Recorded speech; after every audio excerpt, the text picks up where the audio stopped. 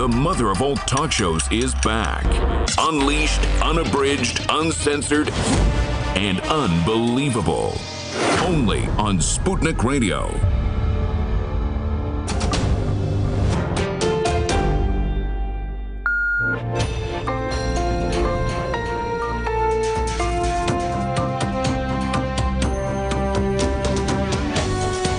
You're listening to Radio Sputnik.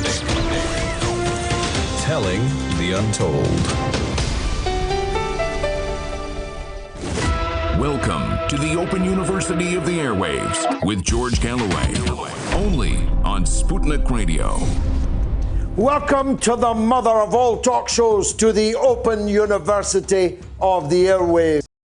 Keyword, university. It's the College of Knowledge. There are no tuition fees. You are positively encouraged to speak back to the teacher. That'll be me, at least for the time being. And every point of view, 1,000 flowers are encouraged to bloom. This is a radio show like no other. For a start, it's a radio show with pictures. You can listen to us, as many are, all over the world. But you can also watch us as you listen. And you can interact, you can send comments, and above all, you can call us. Will Prince Andrew, the favourite son of Her Majesty the Queen, succeed in bringing down the British monarchy? Where is Ghislaine Maxwell? What next in the Jeffrey Epstein affair, in which the mother of all talk shows has taken the lead right from the very beginning? What's going to happen to Donald Trump? Will he survive? What's going to happen in the British general election as the opinion polls at least show the Conservative Party stretching their lead? Everything to play for, every point of view welcome. It's rock and roll radio with pictures, so fasten your seatbelts. Radio Sputnik. We speak your language. The mother of all talk shows. The only education you can get. Radio Sputnik. This is London, but of course broadcasting to you all over the world thanks to the wonders of the internet. You can listen to us on FM in the Washington, D.C. area, 105.5 are the magic numbers there. You can listen to us on AM radio across the United States from sea to sea. You can listen to us all over the world on SputnikNews.com. But you can also watch us on Facebook, on YouTube, and even on Twitter. And you can do so on my Facebook, my YouTube, my RTs, and Sputniks, everywhere. Virtually every platform of RT and Sputnik and me are all been increasing every single week. Some weeks by gigantic leaps. Last week, I think, by an increase of 6 or 7% on the week before, which was an increase of 15% on the week before that. So the numbers are growing exponentially. The audience is growing because this here is an open university. And I accentuate the word university. This is not a propaganda platform. As I said on Twitter this week, Russia is not a socialist country. RT and Sputnik are not socialist broadcasters. I happen to be a socialist, about which more later. But above all, RT and Sputnik believe in free speech, and so do I, because I've seen the other side of that equation. The reason I ended up here being a case in point. So thank the Lord for RT and Sputnik for hosting what is a 3-hour free speech extravaganza. Now, I try and get everyone on this show, literally from conservatives to communists and everything in between. And there have been many conservatives and many communists on this show, and many of all those positions in between. I stick to what I believe in, and I argue for it, and I explain it honestly. And I treat the people who are here with me with respect. It doesn't mean I agree with them, but neither am I here to monster them. It's your job to evaluate what I'm saying and what my guests are saying. And you've got the X factor, don't you? You have a telephone. You can call in and you can tell me or you can tell my guests exactly what you think of our views. Don't get too personal, please. No body shaming or mocking my hat or people's hair. Though you can do that if you like. But it won't add greatly to the sum of human knowledge. And my last point on this. I'm not the sort of person who can be bullied. Nobody ever bullied me since I was 13 or 14 years old. Brian Parks was the last person that bullied me. And ask him, if you ever meet him, just how that ended up. So I will not be bullied or browbeaten or emotionally blackmailed into blackballing anyone, either for what they say on this show or even more absurdly, what they say on Twitter. Some of you need to get out more. Twitter is not the world. And if it was, Jeremy Corbyn would already be romping home to a thumping election victory on the 12th of December. But each and every one of you know in your heart that that is not what's happening. Some people confuse with the thousands. Others, the thousands with the millions. Others, the first month of pregnancy with the last month of pregnancy. All of these are very different things. You can assemble a few hundred people to boo anybody. It doesn't add up to of beans. You can assemble a few hundred people, maybe even a few thousand people, to cheer anybody. And that doesn't add up to a row of beans either, because a general election is fought amongst well over 40 million people.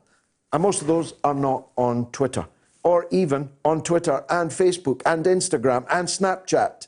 The people I meet every day, all day in the West Midlands are not much occupied by ideological blood tests of other people's tweets. They're shivering in the cold and wondering how they are going to get by and bitterly complaining, I'm bound to tell you, about Labour's Brexit policy, which I have said to you from the very beginning. Don't accuse me of just coming up with this. I told you from the beginning that Labour's Brexit policy hamstrung them, cut their tendon, made it impossible for them to hold seats in strong Brexit areas. Percent of all Labour-held constituencies voted for Brexit.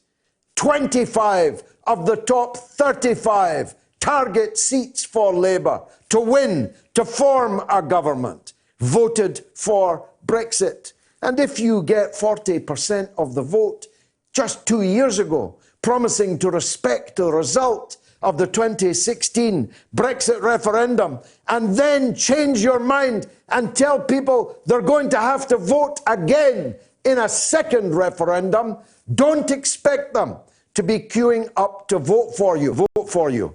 It's not the pollsters that are going to cost Labour the election. Of course, the monstrous barrage of propaganda from the mass media is truly horrific, unbelievably horrific, and worse, horrifically effective. But Labour have always fought a barrage of media propaganda.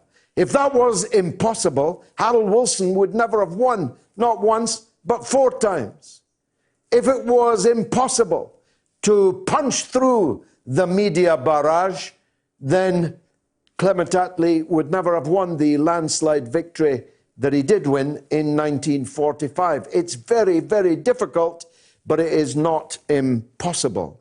And new media, of course, allows a counterbalance to the mainstream media offensive against Labour, which is an additional factor in this general election campaign. Now, the propaganda offensive has reached new and even more awful depths. And I know that. And I know that it's effective because people come up and say it to me in the street. To me. They come up to me and say, I'm voting for you, but Corbyn's an IRA man. They come up to me and say, I'm voting for you, but Corbyn's an anti-Semite. They don't even know what that means. But they say it They have swallowed it, hook, line, and sinker. The annual lecture by Sir Richard Dearlove, the head of the British Intelligence Service, in the run-up to and including the war on Iraq, every year for 3 years, he issues a pronunciamento which ends up miraculously on the front page of the Daily Mail, saying that Jeremy Corbyn is a security risk. Well, that'll come as news to Her Majesty, who's made him a Privy Councillor. That'll come as news to the speakers of the House of Commons, under whom he has sat for 35 years. This is a bitter, sick joke. We're not talking about Lenin here. Jeremy Corbyn's not Lenin. He's a bearded vegetarian, allotment tending, pacifistic, Quakerish, slightly left of Michael Foot, maybe not even left of Michael Foot. It's a measure of the false consciousness abroad in this country that a man like Corbyn can be so traduced as he has been so effectively. Now, you all know my bitter feelings about the dreadful mistakes that have been made in combating these lines of attack which have rained down on Corbyn for 4 long years. And I'm not just talking about his own MPs, though I could talk about them. Somebody asked me the other day, should I vote Labour? Would you vote Labour if you weren't standing yourself? Well, I said, who is it that you want me to vote for exactly? If I lived in Barking and Dagenham, would you want me to vote for Dame Margaret Hodge? If I lived in Birmingham Yardley, would you expect me to vote for Jess Phillips? For Wes Streeting? Would you expect me to vote for the 150, 60, 70 war criminals that are standing in the Labour colours in this election? This is what you've got to face up to. People are not being asked to vote for Jeremy Corbyn. They're being asked to vote for Ruth Smith, at least in Stoke.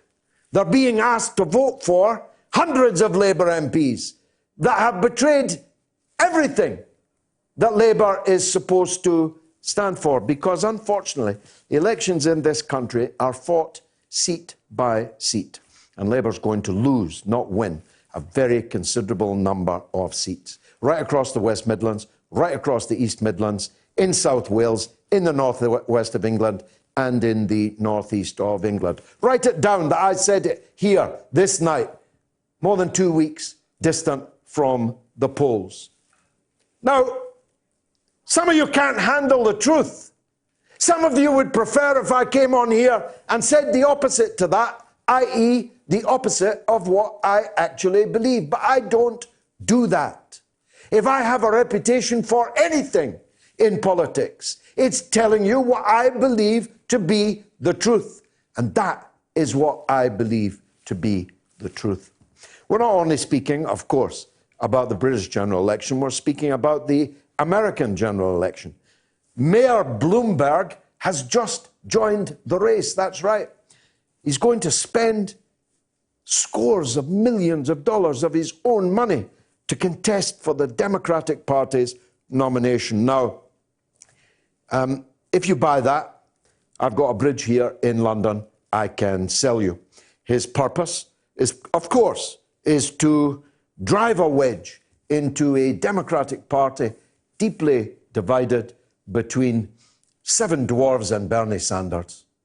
Well, 6 dwarves. That Tulsi Gabbard's all right too. 6 dwarves, Tulsi Gabbard, and Bernie Sanders. Bernie Sanders is the only person who can beat Donald Trump. I still maintain and believe that.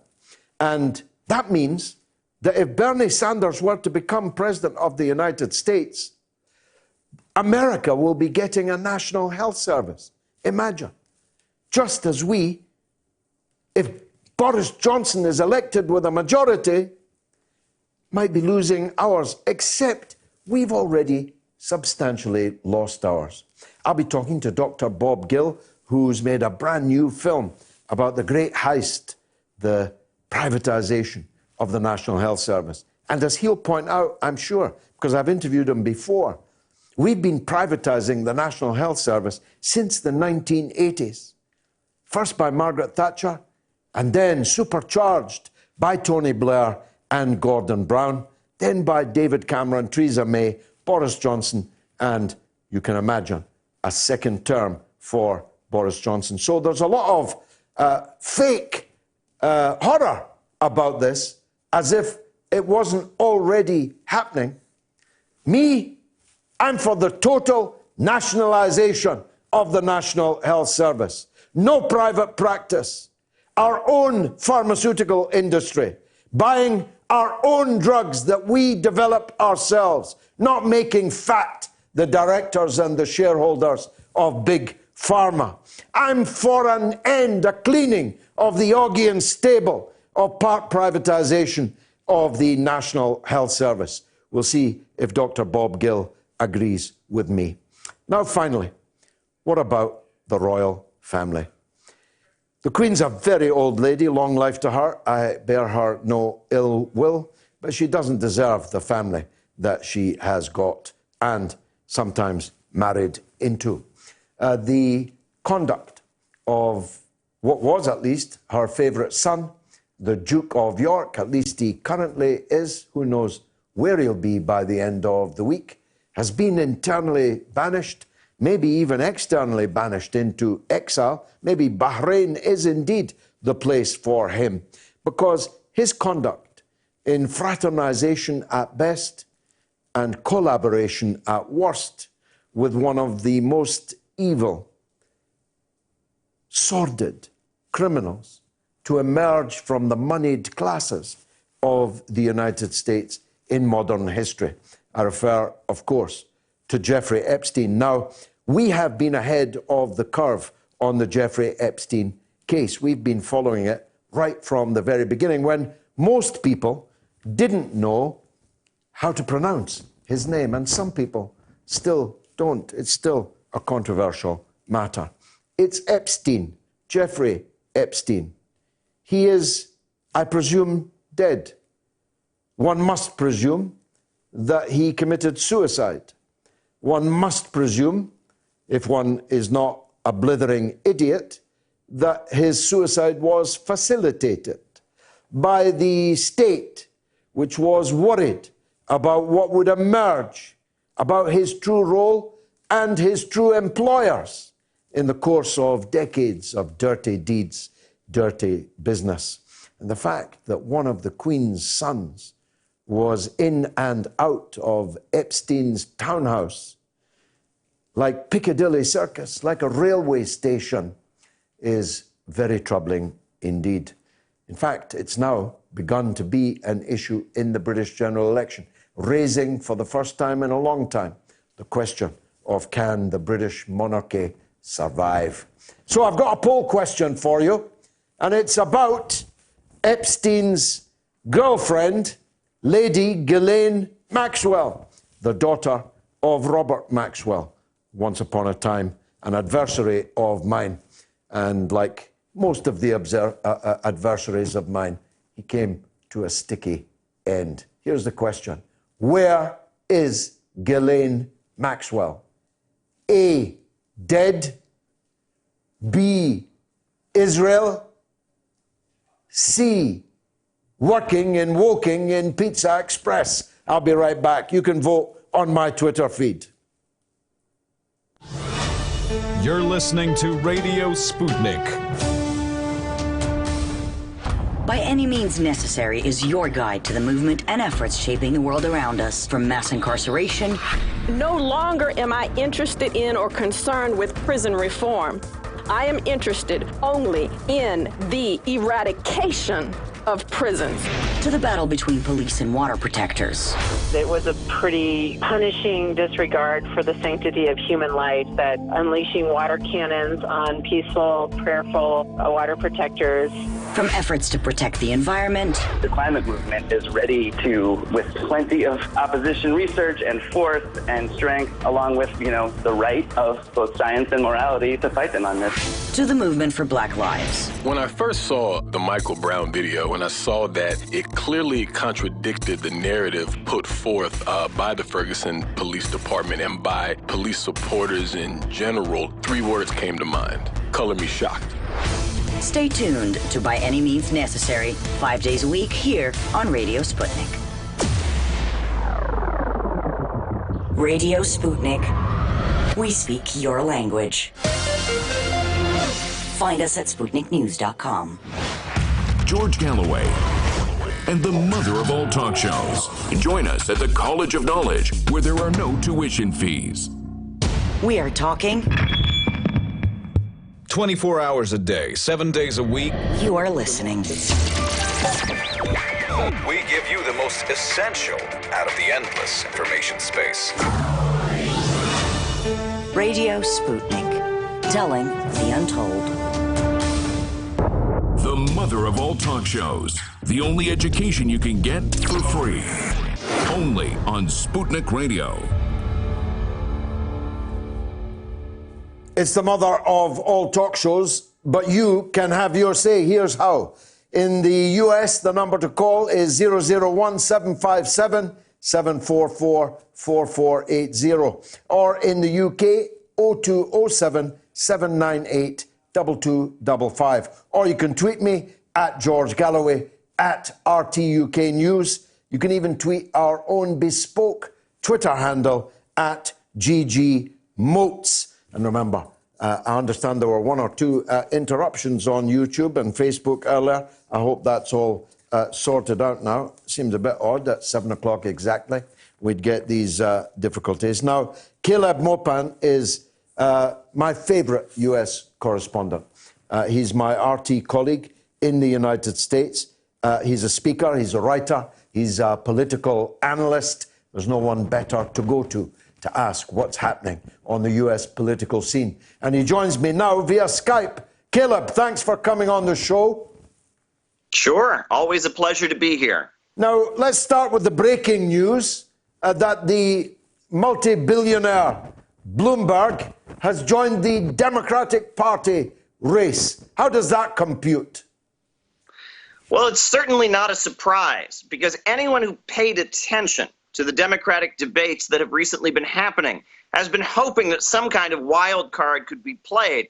It seemed almost like the Democratic Party at this point has a strategy of boring the American people into voting for them. Really, the 5th Democratic Party debate here this month, November, was the most boring debate people have seen in a long time. These impeachment inquiries taking place on Capitol Hill are also quite dull. Donald Trump, on the other hand, is a reality TV star who knows how to keep the American people watching his every move, tuning in, keeping them excited. So you had to wonder, what were the Democrats going to do to try and get some more interest in their side of this upcoming presidential election? Because the American public seems largely bored by what they have to offer. Now, perhaps there's some psychology there we don't understand. Perhaps boring the American people somehow will subtly get into their minds and get them to support them. We know the Democrats have lots of millionaires and billionaires backing them who research this kind of thing. But perhaps Bloomberg's entrance into the race, Bloomberg, the former mayor of the city that I'm in right now, New York City,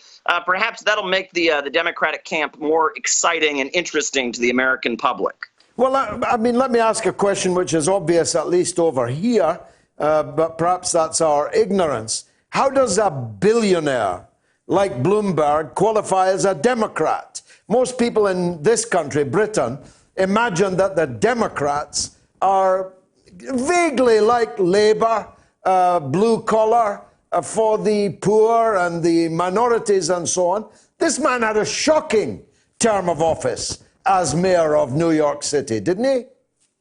Well, indeed, and he wasn't a Democrat when he was here in New York City. The Democratic Party of New York City, you can go all the way back to the Tammany Hall machine, and it's very much, the institution, the ruling institution in New York City.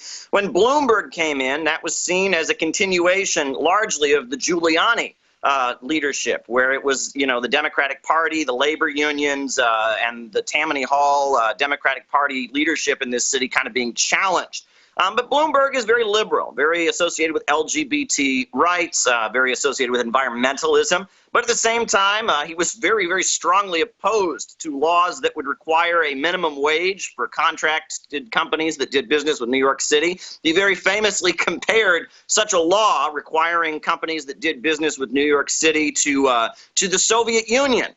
Basically, he said that we can't have a guaranteed wage. We can't require companies to pay decent wage because look, the Soviet Union fell. So clearly, communism is not the answer.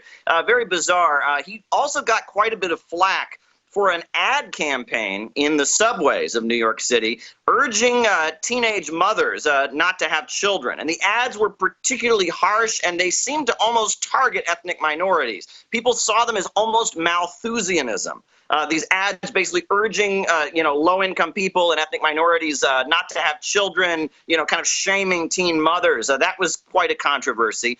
Also, he's known worldwide for the infamous soda law, restricting the size of soda that you would drink and soft drinks. But he was also known for being quite harsh on the Muslim community of New York City. Bloomberg being an outspoken supporter of Israel, and the NYPD having to watch a very anti-Islamic film called The Third Jihad in their training, a film that was widely criticized by even strong supporters of U.S. foreign policy. The Bloomberg administration is associated with a lot of things that many liberals in New York City and elsewhere wouldn't be particularly fond of.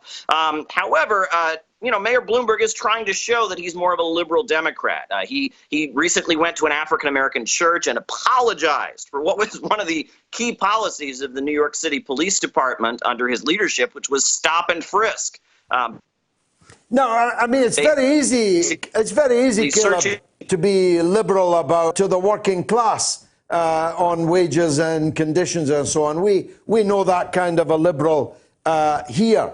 But how much of his own money is he going to put into this race? On my Twitter feed, we'll try and get Caleb back because I'm fascinated by the entry into the race of Mayor Bloomberg and wondering if that forecloses the possibility of, believe it or not, a rerun by Hillary Clinton. Because many people whose views I respect were very strongly of the view that Hillary Clinton was about to enter the race. The argument would be, look, these seven dwarfs and Bernie Sanders are just not going to do it. We need some big star quality. Joe Biden is 20 years past any star quality that he might once have had. None of the other new stars that they predicted have risen to the challenge. And so if we're not careful, the argument would go, we'll end up with Bernie Sanders. And if Bernie Sanders wins, well, we'll be the Soviet Union, to coin a phrase. So we've got Caleb back now. Let me ask him that question. Caleb, I'm wondering if Bloomberg's entry forecloses the possibility of a Hillary Clinton rerun. Most people find that almost unbelievable, but a lot of people thought that it might well happen. Does it foreclose that right for a start? It seems to. The forces that would have wanted Hillary Clinton as the Democratic nominee and as the presidential candidate seem to be putting themselves behind Bloomberg. Now, earlier, there was talk of a run by Howard Schultz, who's the owner of Starbucks. And Bloomberg very famously said that he would back Howard Schultz if Bernie Sanders got the nomination. That Howard Schultz and Bloomberg both said that Sanders was unacceptable, that they would do everything they could to defeat Bernie Sanders. And it seems Bloomberg entering the race is an expression of the anyone but Bernie sentiments among a lot of very wealthy Democrats who don't care for Trump, but they're far more afraid of any kind of social democratic or populism from the left. How much money will Bloomberg put into this, and will that money make a difference, Caleb? Oh, it'll certainly make a difference. People talk about how expensive U.S. elections really are. One thing that really illustrates what we're talking about here is if you watched the previous debates, if you turned the sound off and just listened to the, looked at the expressions on the faces, when Bernie Sanders was talking and saying things that in a lot of Europe would just be common sense, like people should be given health care and people should get education, people shouldn't be in student debt. As he was speaking, you saw this smirk on the face of Elizabeth Warren and on the face of Joe Biden. They're just smirking there. They have just utter contempt. They're almost kind of laughing, almost snickering. They don't take this seriously. And you would think, okay, maybe they're laughing at Bernie Sanders, but reality is they're laughing at their base because average Democrats think a lot like Bernie Sanders. Polls show that. The rank and file of the Democratic Party agrees with Bernie Sanders, not with Hillary Clinton and not with Mayor Bloomberg. And the Democratic Party elite, the DNC machine, very much has contempt for the people who vote for them over and over and over again. And this tension is what contributed to all the controversy surrounding 2016. I was at the convention. I saw it. Where people were protesting in the convention about how it had clearly been rigged against Bernie Sanders. There's a lot of tension within the Democratic Party as it's controlled by a group of people who believe in economic neoliberalism and privatizations and war on unions, and the rank and file of the Democratic Party that really do believe in free healthcare, free education, organized labor, better pay for teachers, all kinds of things that Bernie Sanders stands for, and they smirk and have utter contempt for from the leadership. Now, will Bloomberg coming in push some of the, I called them maybe unkindly, the seven dwarves? I say that in this race, the seven dwarves and Bernie Sanders. Will any of those seven dwarves, you don't have to own that phrase, fall out now that Bloomberg has come in? Well, we shall see. It seems like, if you'll notice, Kamala Harris, if you watched the last debate, it almost looked like she'd aged 10 years since the previous debate. I mean, she's still recovering from the Tulsi Gabbard takedown that she endured, where Tulsi Gabbard called out Kamala Harris for the fact that she tried to keep an innocent man on death row, that she was basically the queen of the military or the prison industrial complex when she was running California. And she, came on the debate stage and she gave her rebuttal or response to Tulsi Gabbard. And it was like all she had on her was, God forbid, she had met with Donald Trump. Oh, my goodness, she had criticized Barack Obama and his foreign policy. And it showed that Kamala Harris, who was someone that many of the people that I'm sure are now backing Bloomberg had put a lot of faith in, this former prosecutor and now senator from California, Kamala Harris seems to be finished. The poll numbers show that she is just not of interest any longer. They weren't particularly nice to Tulsi Gabbard. They've accused her of being a Russian operative. They weren't particularly nice to Andrew Yang either. And Andrew Yang is another candidate that seems to be out of favor. He got less than 7 minutes, I believe, on the debate stage, whereas Bernie Sanders is now a pill that they almost have to swallow. They have to allow him because he has so much support among rank-and-file Democrats. This is going to be an interesting race. Now that Bloomberg is in, the Democratic side seems to have some possible interest in it. But Bloomberg, many people in the city that he ran it during the Occupy Wall Street protests. He oversaw the brutal crackdown on Occupy Wall Street protesters. This is a man that has a lot on his record that many rank and file Democrats approve of. Final question, and I'm grateful for your time as always. How will Trump be viewing all of this? Who would he most like to fight and who would he least like to fight? Unfortunately, we've... Sorry, can you repeat the question? You seem to have broken up there. Again, we'll try and get back to him. Here's the polls.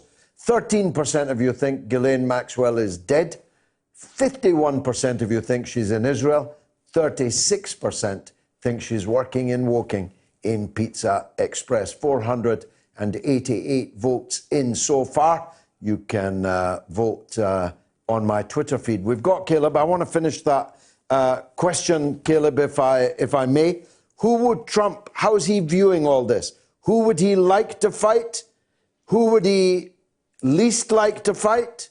And will he even be still standing by the time of the election now that they're trying so hard again to impeach him?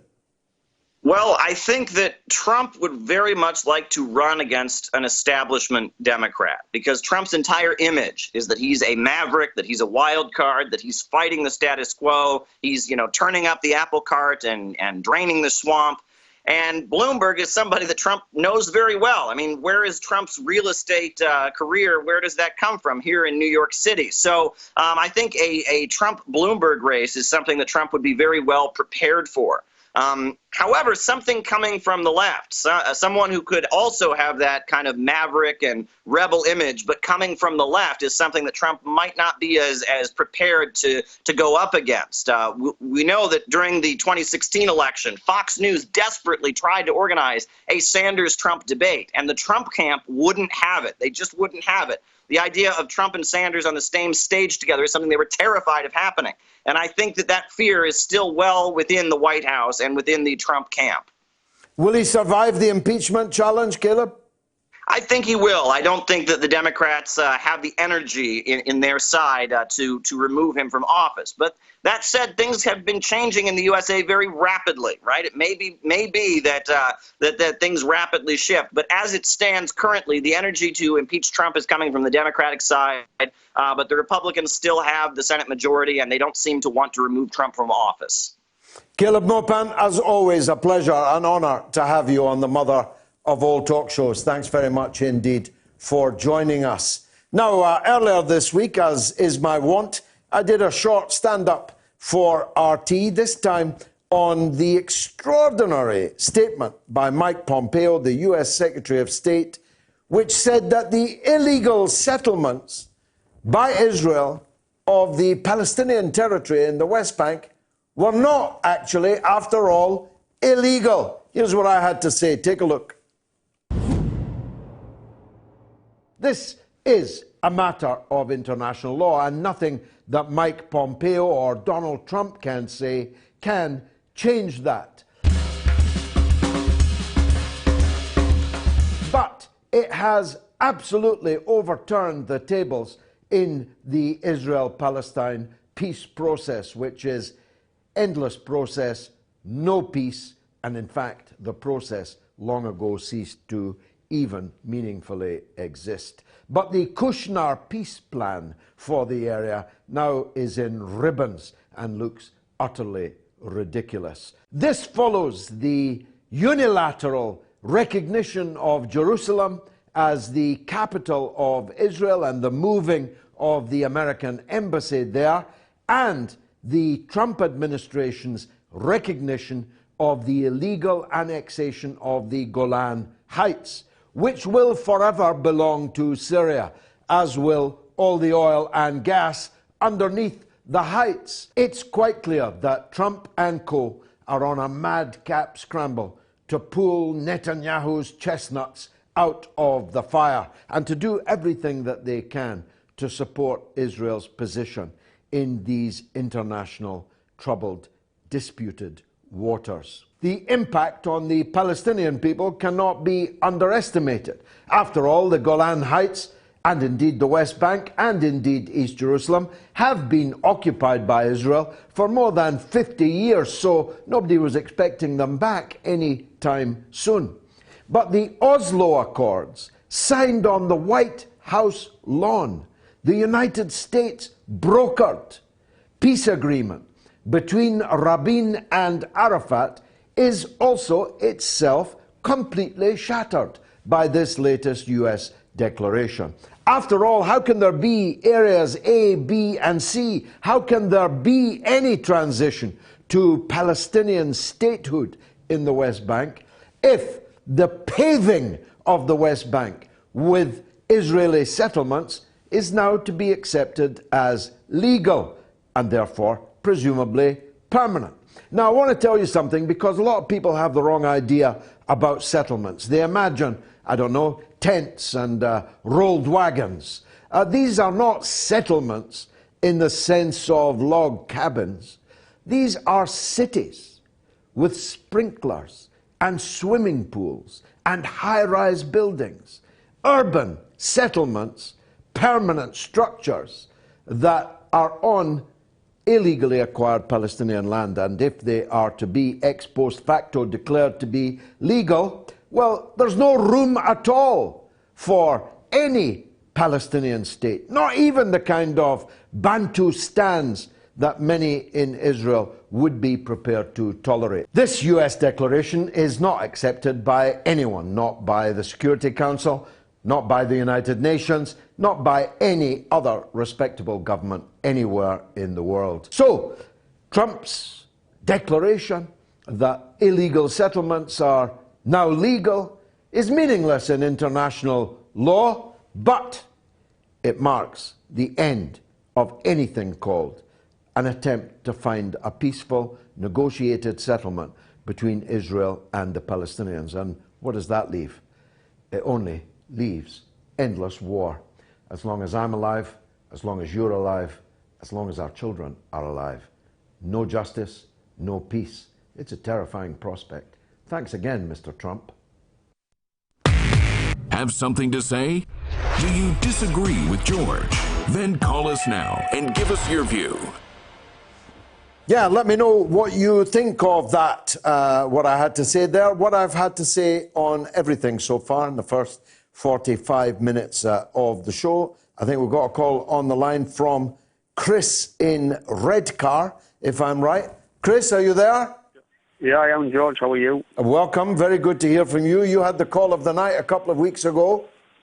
I did. And to be honest, I mean, I spoke from my heart. I spoke as like a working class bloke from the northeast of England who supported Labour all his life and was now in this quandary. And then afterwards on social media, I faced a backlash, really, from what I would call the progressive liberal left, middle class left that has, I believe, control of the Labour Party.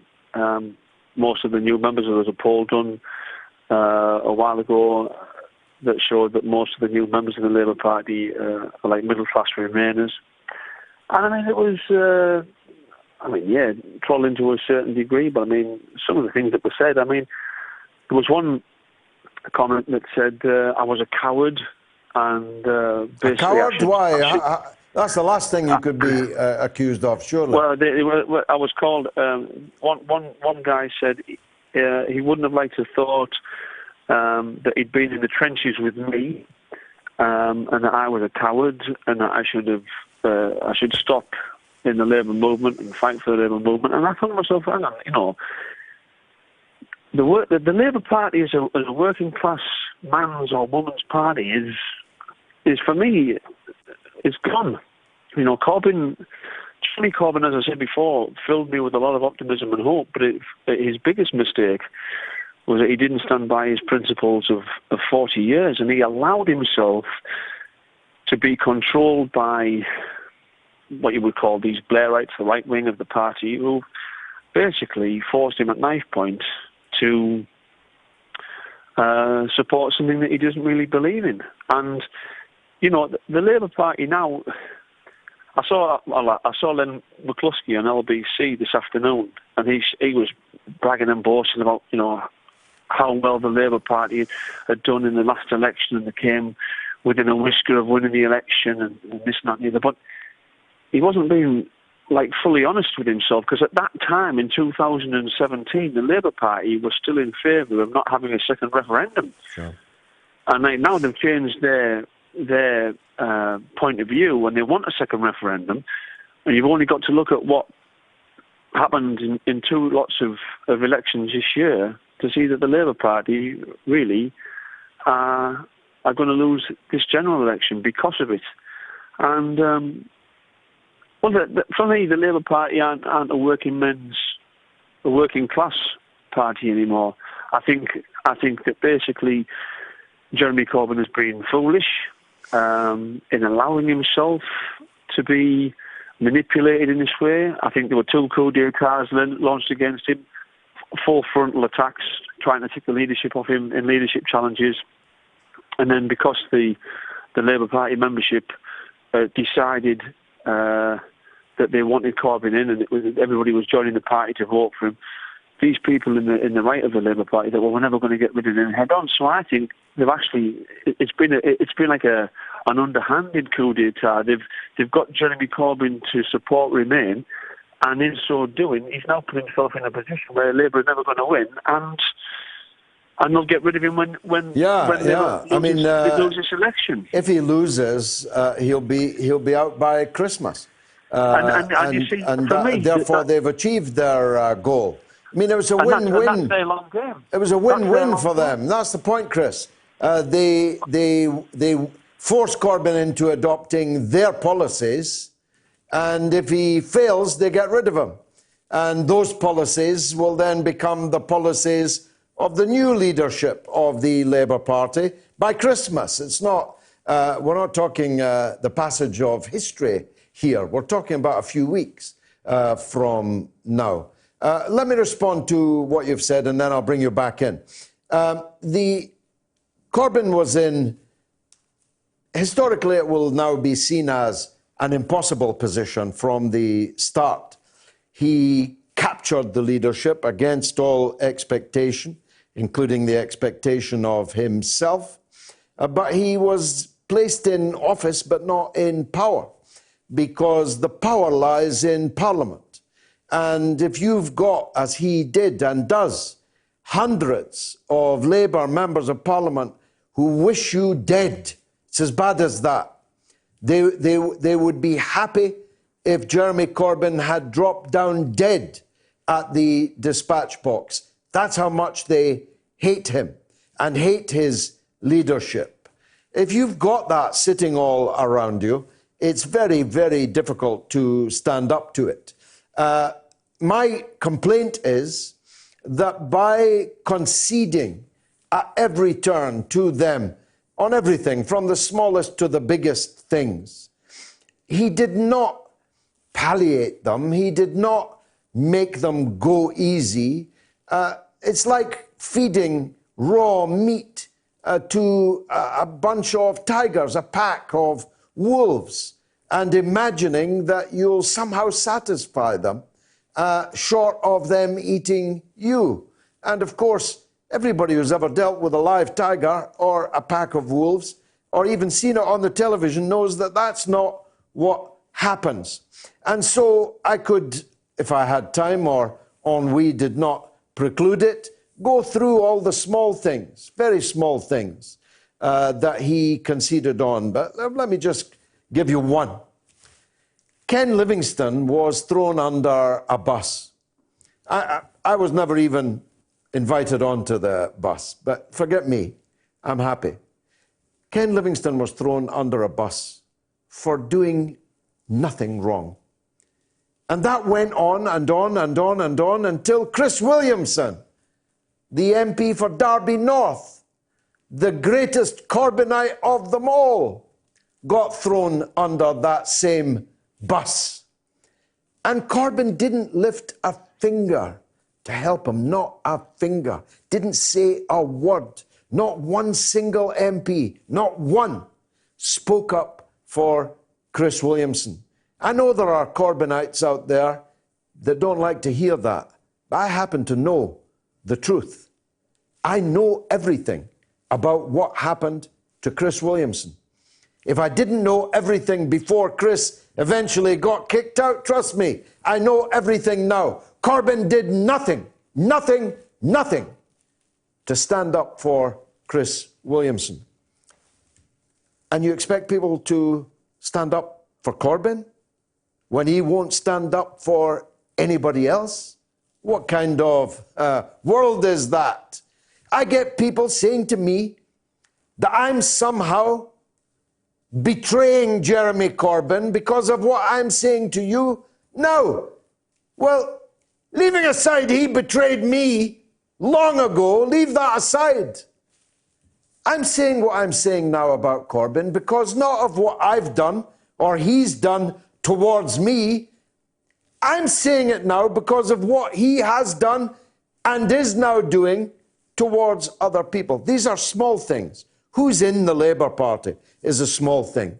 Who's an MP is a small thing. Except they had the chance to introduce automatic selection, which could have instituted profound change in the membership of the Parliamentary Labour Party. But as I predicted on the mother of all talk shows, to ribaldry from many of you, There will be no deselections. And there were no deselections, except Chris Williamson, who didn't even get to the selection stage. Even Dame Hodge got reselected. So as I said earlier in my monologue, if I'm going to vote Labour, you've got to vote for an MP. If I lived in Barking, are you really serious that I should vote for Dame Margaret Hodge? Please.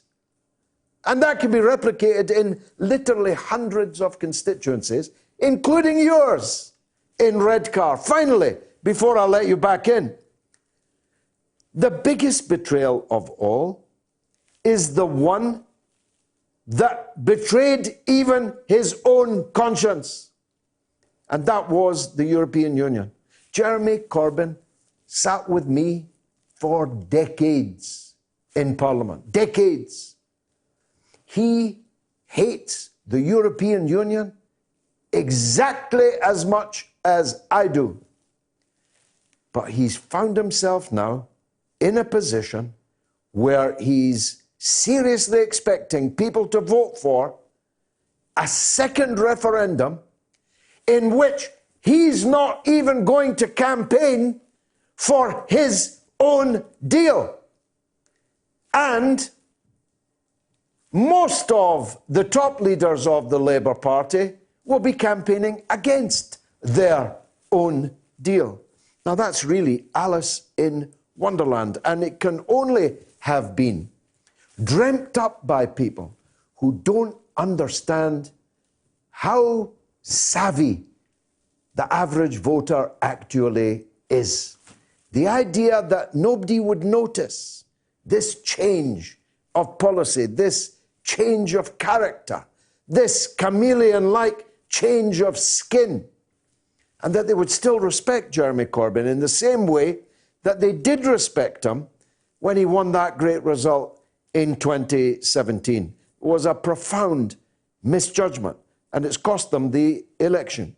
I'm absolutely certain of that. Chris, last word to you. The thing is, George, you talk about betrayal, and for me, the biggest betrayal is he betrayed the working classes. He betrayed working class people, and I think when he was forced, I mean, he must have had a decision. He either fought these MPs who were forced into back remain or not. But when he made the decision, he played a very, very dangerous game. And what he did was he took working class people and traditional working class Labour voters for granted. He took them for granted. He thought that they would always be there. And he courted the middle classes. And he courted that Remain middle class vote because he thought that we would always be here. And like the amount of vitriol that I feel from certain quarters, just because for the first time in my life, I'm thinking about voting Conservative or Brexit Party. It'd probably be Conservative because the Brexit Party is falling away. But the amount of vitriol that and flack I've taken because as a betrayed working class Labour voter and ex-party member, I want to vote Conservative just because of that betrayal. I don't think I should have to put up with that. I don't, and I think that Corbyn just took us for granted, and it's that I can't forgive him for, because it's like we're just there, we're just there. We are White Van Dam, we are this, we are that, and we're not.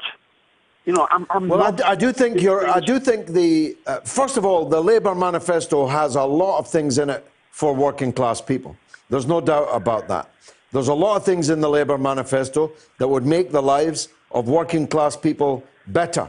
I'd die for the implementation of that Labour manifesto. The problem is, I believe they will never get into a position of being able to do it because of this betrayal of which you speak. But the class point you make is undeniable.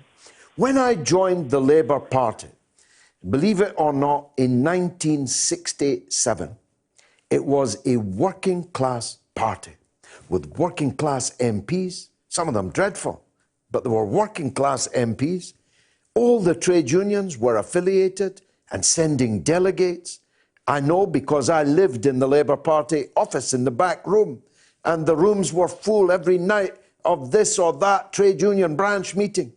The Labour Party was a living, breathing organism of the working class.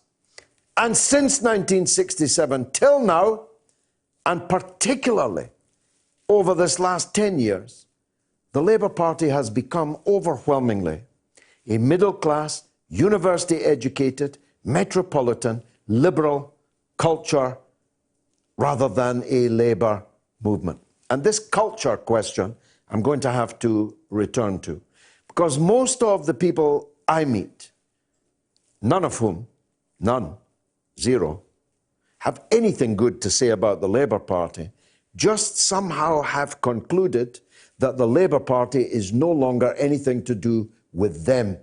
It's a cultural question.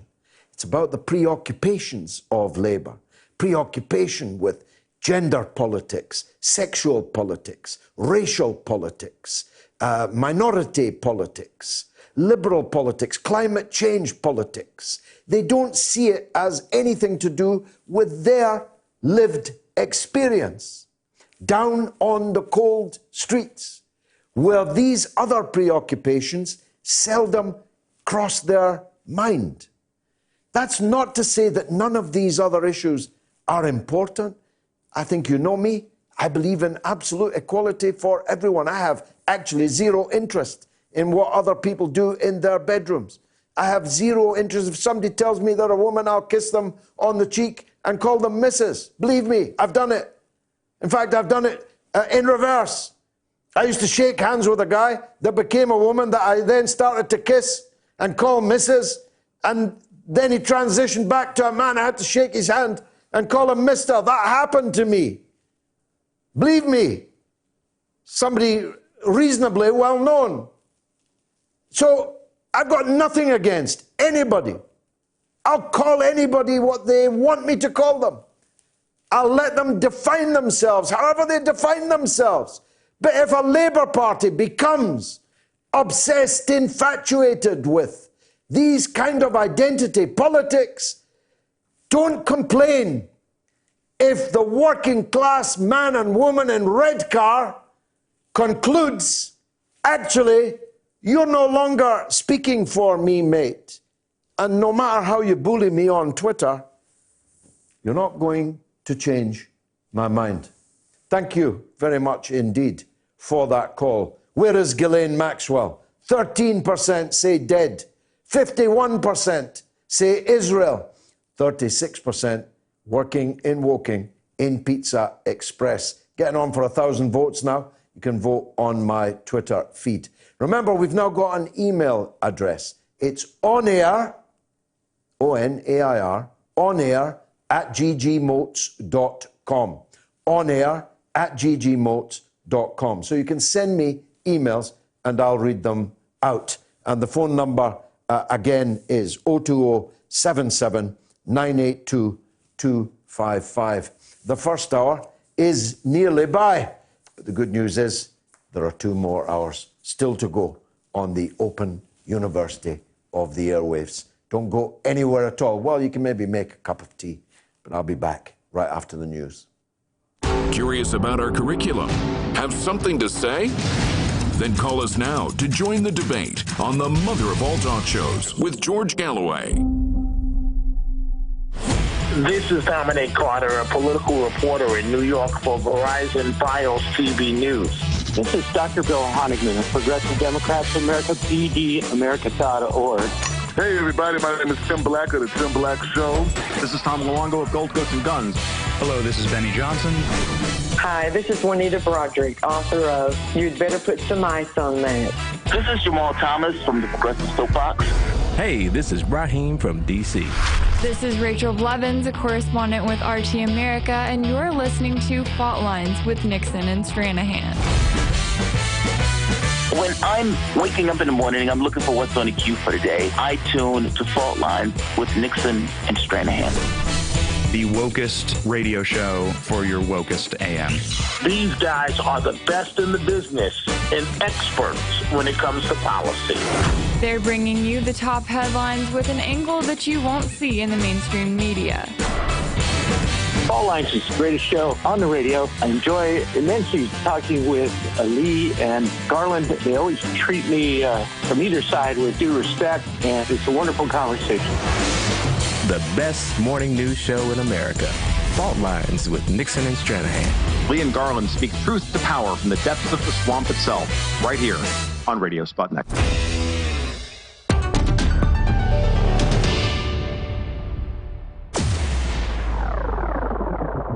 Radio Sputnik. We speak your language.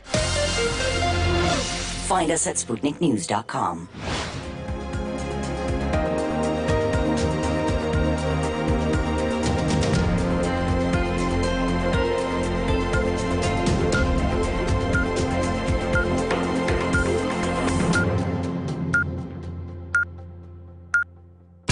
Radio Sputnik News.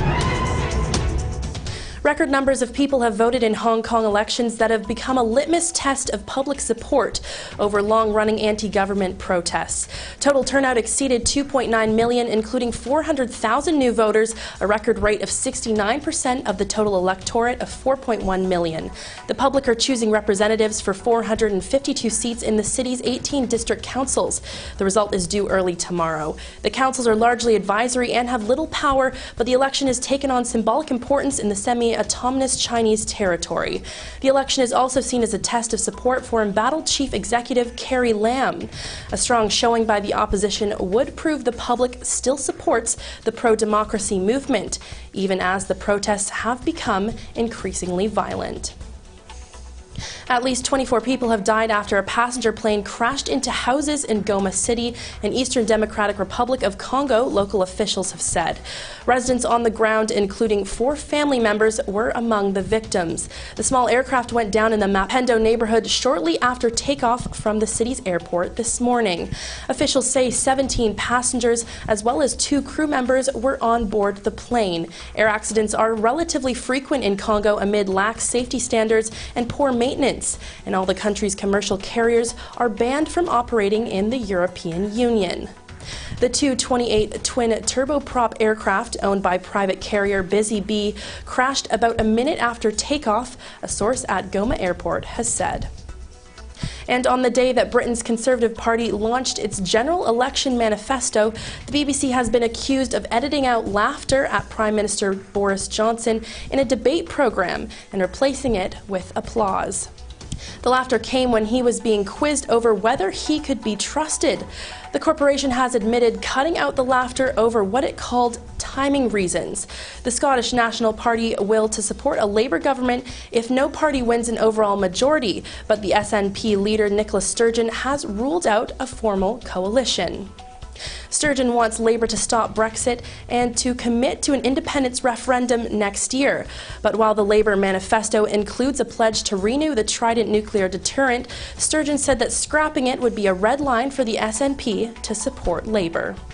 Next, U.S. car company Tesla claims to have received almost 150,000 orders for its new pickup truck, despite an embarrassing gaffe at its launch. Tesla President Elon Musk was caught out on stage when the supposedly unbreakable windows of the Cybertruck shattered during a demonstration supposed to show their durability. With its distinct angular design, like the DeLorean car from the film Back to the Future, the electric truck was greeted with cheers, but also with bemusement.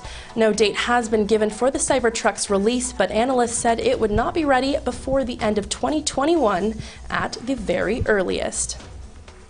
And finally, a week after giving a disastrous television interview and being subsequently forced to withdraw from royal engagements over his friendship with the pedophile Jeffrey Epstein, Prince Andrew has had his 60th birthday party cancelled by the Queen. Dozens of charities have also ended their association with the prince.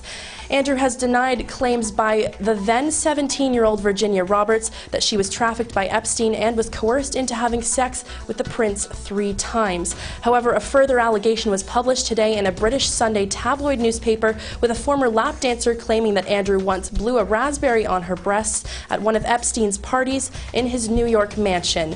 The unnamed woman claims that she was paid by Epstein to hire girls to meet Andrew, with the stipulation that they would be curvy like his ex-wife Sarah Ferguson, known as Fergie. Well, that's all for Sputnik News. I'm Emily Horn.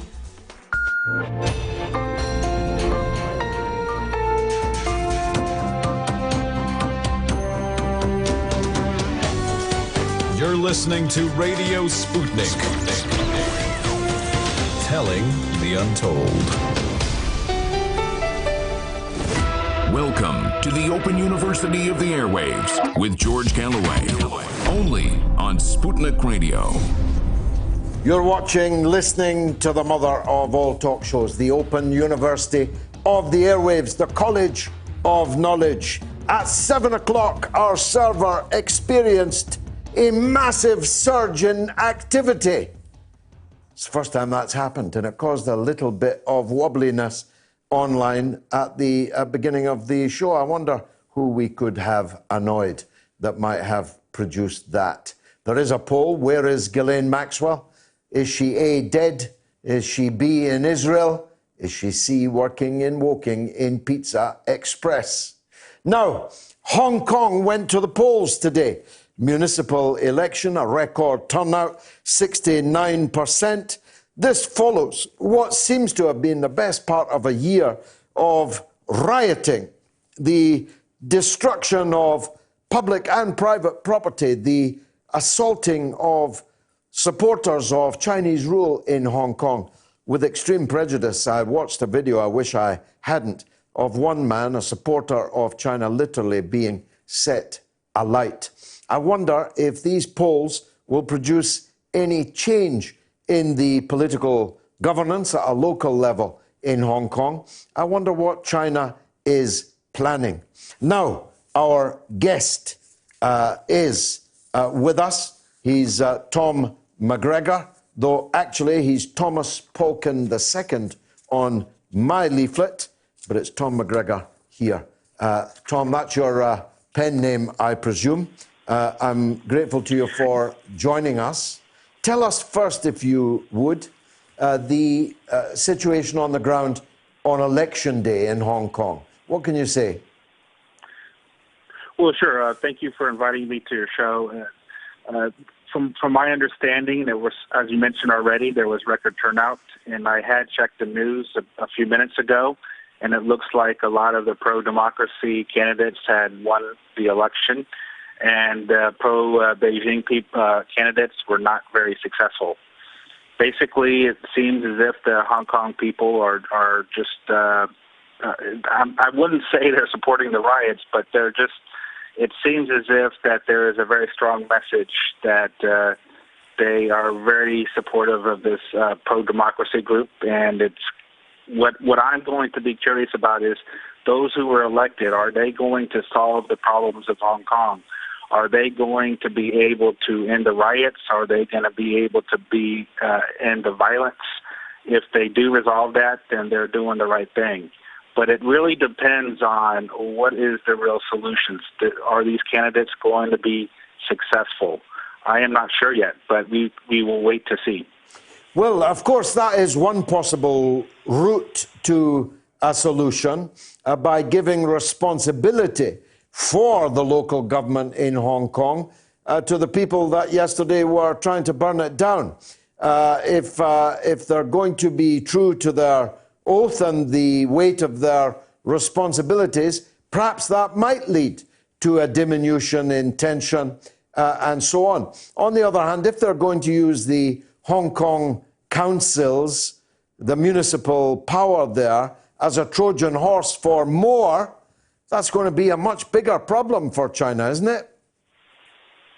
Yeah, definitely. Obviously, if the riots continue and the protests and the violence gets worse, then the solution obviously was not the elections. The fact of the matter is the Hong Kong people apparently feel that that they're blaming maybe the Beijing for whatever reason for the violence. I don't believe that is true, but the facts are is that they did vote and they were very overwhelming in support of these pro-democracy candidates.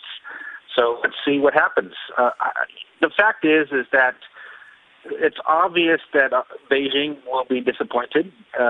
They had called me to say, just whatever, but what I am getting at is the fact is that these candidates, if they're elected, they're going to have to take the responsibility for Hong Kong, and they're going to have to create the solutions. If they don't create the solutions, they will be voted out of office next time. I think what basically is happening is, here's your chance. You've been doing all this talk about how democracy is going to solve everything. Well, let's see what happens. But the fact is if they don't solve it, they'll be voted out of office next round. But what are their demands? Summarize them for us, Tom, if you would. Are these transitional demands, i.e. demands that could only be conceded as part of a transformation from one system to another system, which is what they look like essentially to me? It seems to me that it's not so much pro-democracy, because of course there was absolutely zero democracy in Hong Kong while the British ruled it. Literally zero democracy for 150 years. In fact, we prided ourselves, we even invented the rubber bullet in Hong Kong to shoot down anyone looking for democracy. So Britain never conceded democracy to Hong Kong. The new dispensation has given a kind of democracy, certainly a local democracy. But if their demands are, as I believe they are, that Hong Kong is not actually part of China, obviously China cannot concede that. And therefore you have a kind of irresistible force, immovable object, don't you? Yeah, definitely. And this is going to be a serious issue. And if you look closely at the 5 demands, most of them are just unreasonable demands. They want to say that the riots are not riots, but they were peaceful protests, that anyone arrested, even if they committed crimes such as murdering someone or putting someone on fire or doing serious public property damage, that these people should get an amnesty and then it should be erased from their records. That's nonsense. People who committed crimes need to be punished. They need to face justice. Just because they say they love democracy while they set a man on fire, they should be punished for that. They should not get away with that.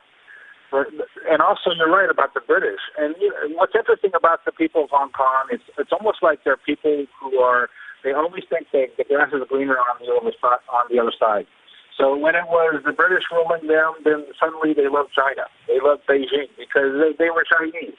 And now all of a sudden Beijing has some control over them, and then they suddenly discover that they love the British more. Well, they're never going to be happy. There's always going to be problems, but that's the way the world is. You always have scenarios where people are always going to complain about the system, and they're going to be upset about everything. The Hong Kong people seem to be that way. Well, guess what? Now they elected all these people who claim they're going to solve everything. Well, let's see if they actually do it. Will they make Hong Kong better? Let's find out, and let's wait and see.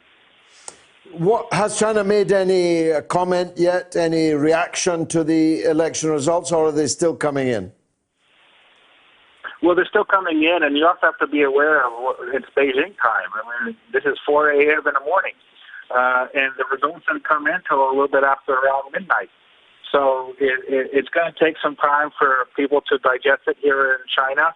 I think they've already had an awareness that despite many Chinese had an awareness that despite all the violence and the riots, that overall most Hong Kong people are not look very favorably on Beijing. So I would imagine they had already anticipated these results. It's not going to come in as a shock. And it's also a good opportunity for Beijing to show that under the one country, two systems, that if they have the democracy and they recognize the election results, that's actually a very good sign from Beijing's side because it shows sincerity on their part. Well, I was just going to make that point. It's a strange kind of dictatorship, China. that allows Hong Kong to have these elections, first of all, and then fairly counts the votes and declares that they have lost. Yeah, it will be interesting to see how the overall reaction will be. But the facts is that obviously, if the election results show that there was an overwhelming support for the pro-democracy groups and parties, it will be a little bit hard to discount that. So, if I was to talk to people, or if I was to give suggestions or advice to anyone in China, my recommendation is just go ahead and accept the results and just put all the responsibility on them. They're the ones who need to resolve the riots and the protesting, and if they don't, then Beijing may need to take different measures to handle that situation. So we'll see how it goes, and I'm sure that many Chinese are disappointed, but at the same time, they have to realize that the Hong Kong voters did vote, and it was a very overwhelming results. Tom, thank you very much for your wisdom, and especially for talking to me at 4 a.m. Beijing time. Thank you so much indeed for everything, my friend. I appreciate it very much indeed. That's Tom Polkin II, who is a journalist and commentator, as you could tell, a US man living and working in China. Let me know what you think of what he said. 02077 982 255. Got lots of social media to get through. I've got a couple of minutes, I think, to do that before the break. Maria Richman says Ghislaine Maxwell is at Leslie Wexner's house. He's the owner of Victoria's Secrets, or at least he was. Wisdom Game TV says hello from California. Nathan Byrne says Corbyn is a weak old man who can't control his own party. Liberal Labour / London Labour is a bourgeois joke. Forest Fire says Bloomberg is polling at 3%. He only hurts Biden. And Robert says Bloomberg could do a big one on Donald. X-Ray Vision says, George, brother, surely you're not going to risk the NHS under the Tories or the Brexit Party.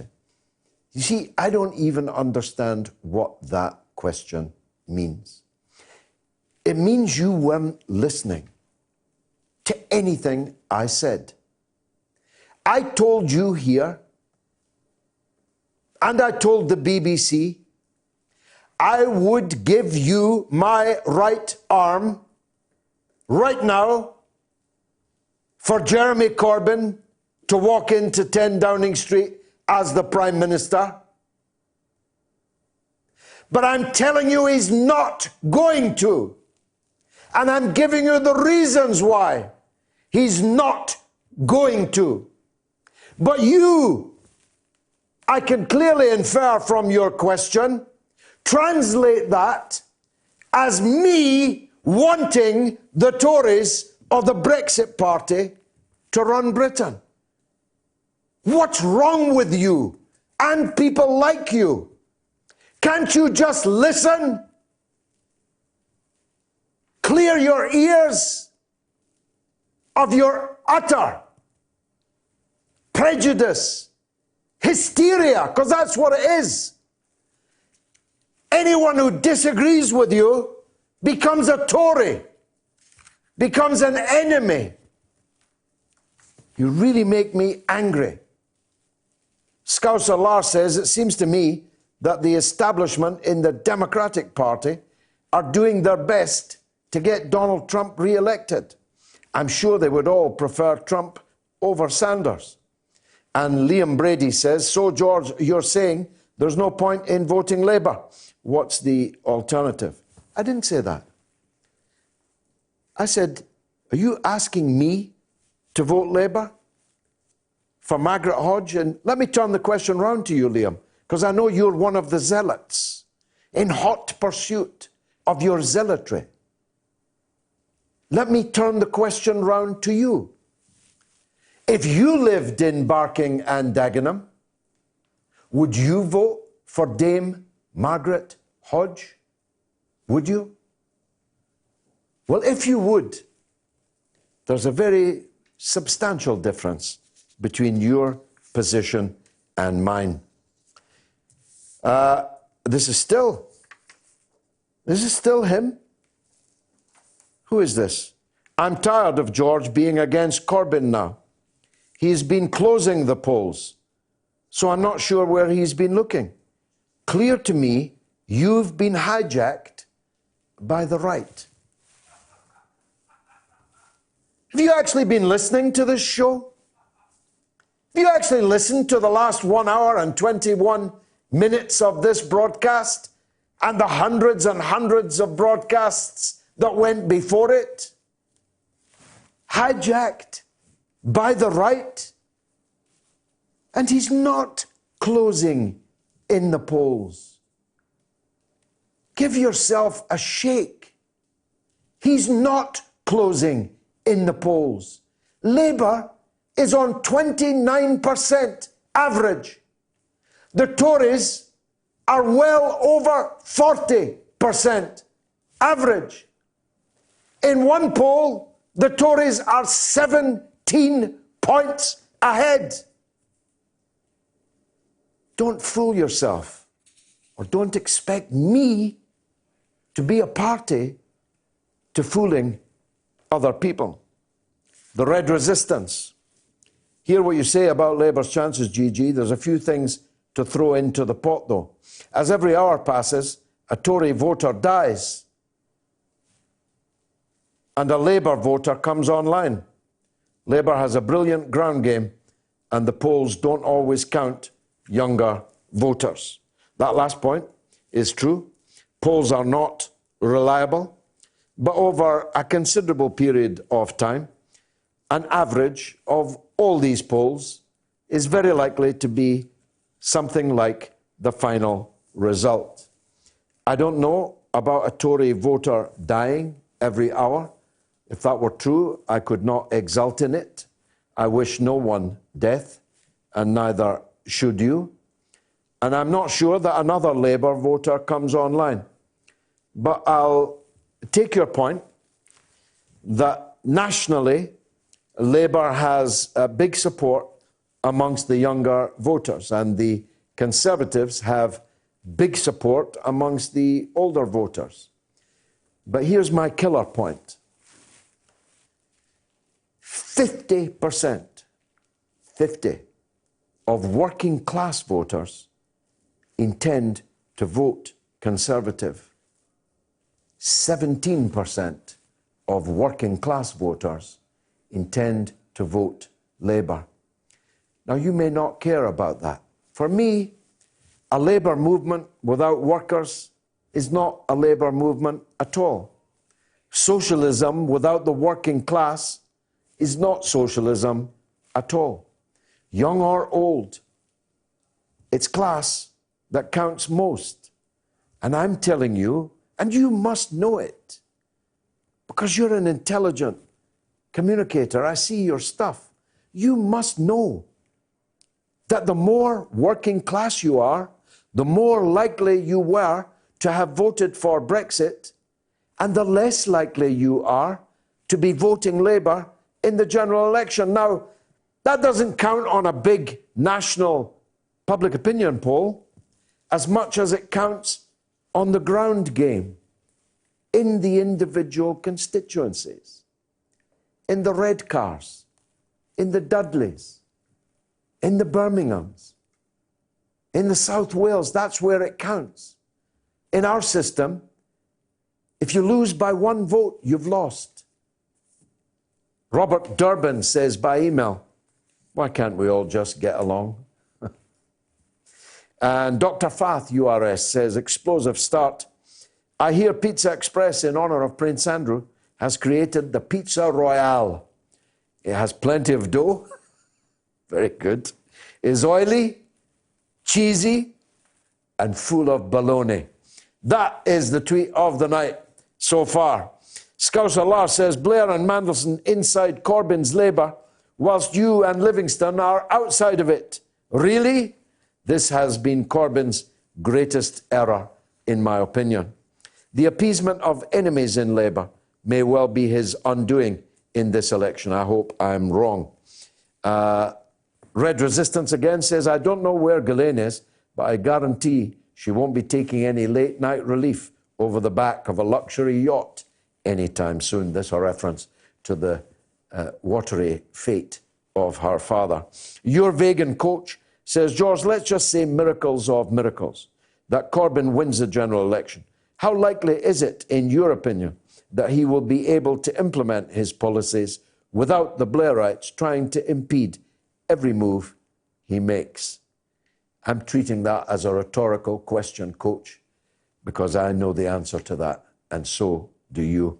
The blind leading the blind says, monarchy, if the Queen had any sense of leadership, would she have not voiced her opinion on the many atrocities, scandals, wars carried out on her behalf throughout her reign? A head of state who has, for the most part, totally slipped under the rug. Why? Well, there's a new series of The Crown. I've watched all the series up to now. It's pretty fascinating stuff. It's like a walk through my lifetime.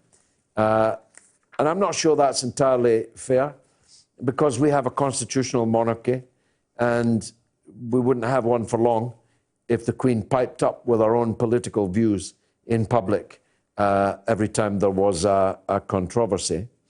Roya says, British monarchy survived Diana's history. They'll survive this one too. Prince Andrew do much better with his connections around the world. Maybe he's not royal. And JPT Cartoons says, I reckon Ghislaine Maxwell could well be somewhere in Windsor. Wouldn't that be funny if she was holed up in one of the many rooms in Her Majesty's houses? Let me take a quick break. Breaking news, expert analysis, and exclusive stories, all in one place.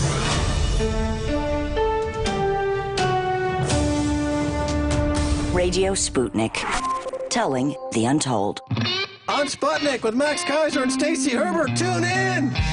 Well, maybe mention like central bankers and markets are doubling down. Not you're saying everybody's doubling down. They're crazy. They are. Everyone's crazy.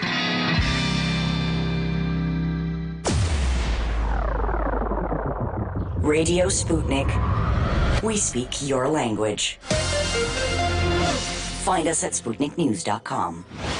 Global higher education with one of the world's best-known iconoclasts. The mother of all talk shows with George Galloway.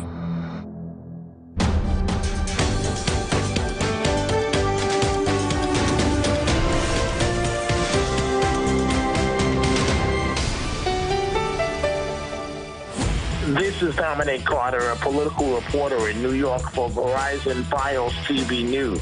This is Dr. Bill Honigman of Progressive Democrats of America, PDAmerica.org. Hey, everybody, my name is Tim Black of The Tim Black Show.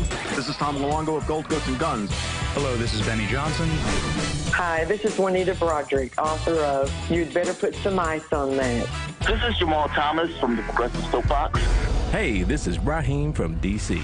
This is Rachel Blevins, a correspondent with RT America, and you're listening to Fault Lines with Nixon and Stranahan.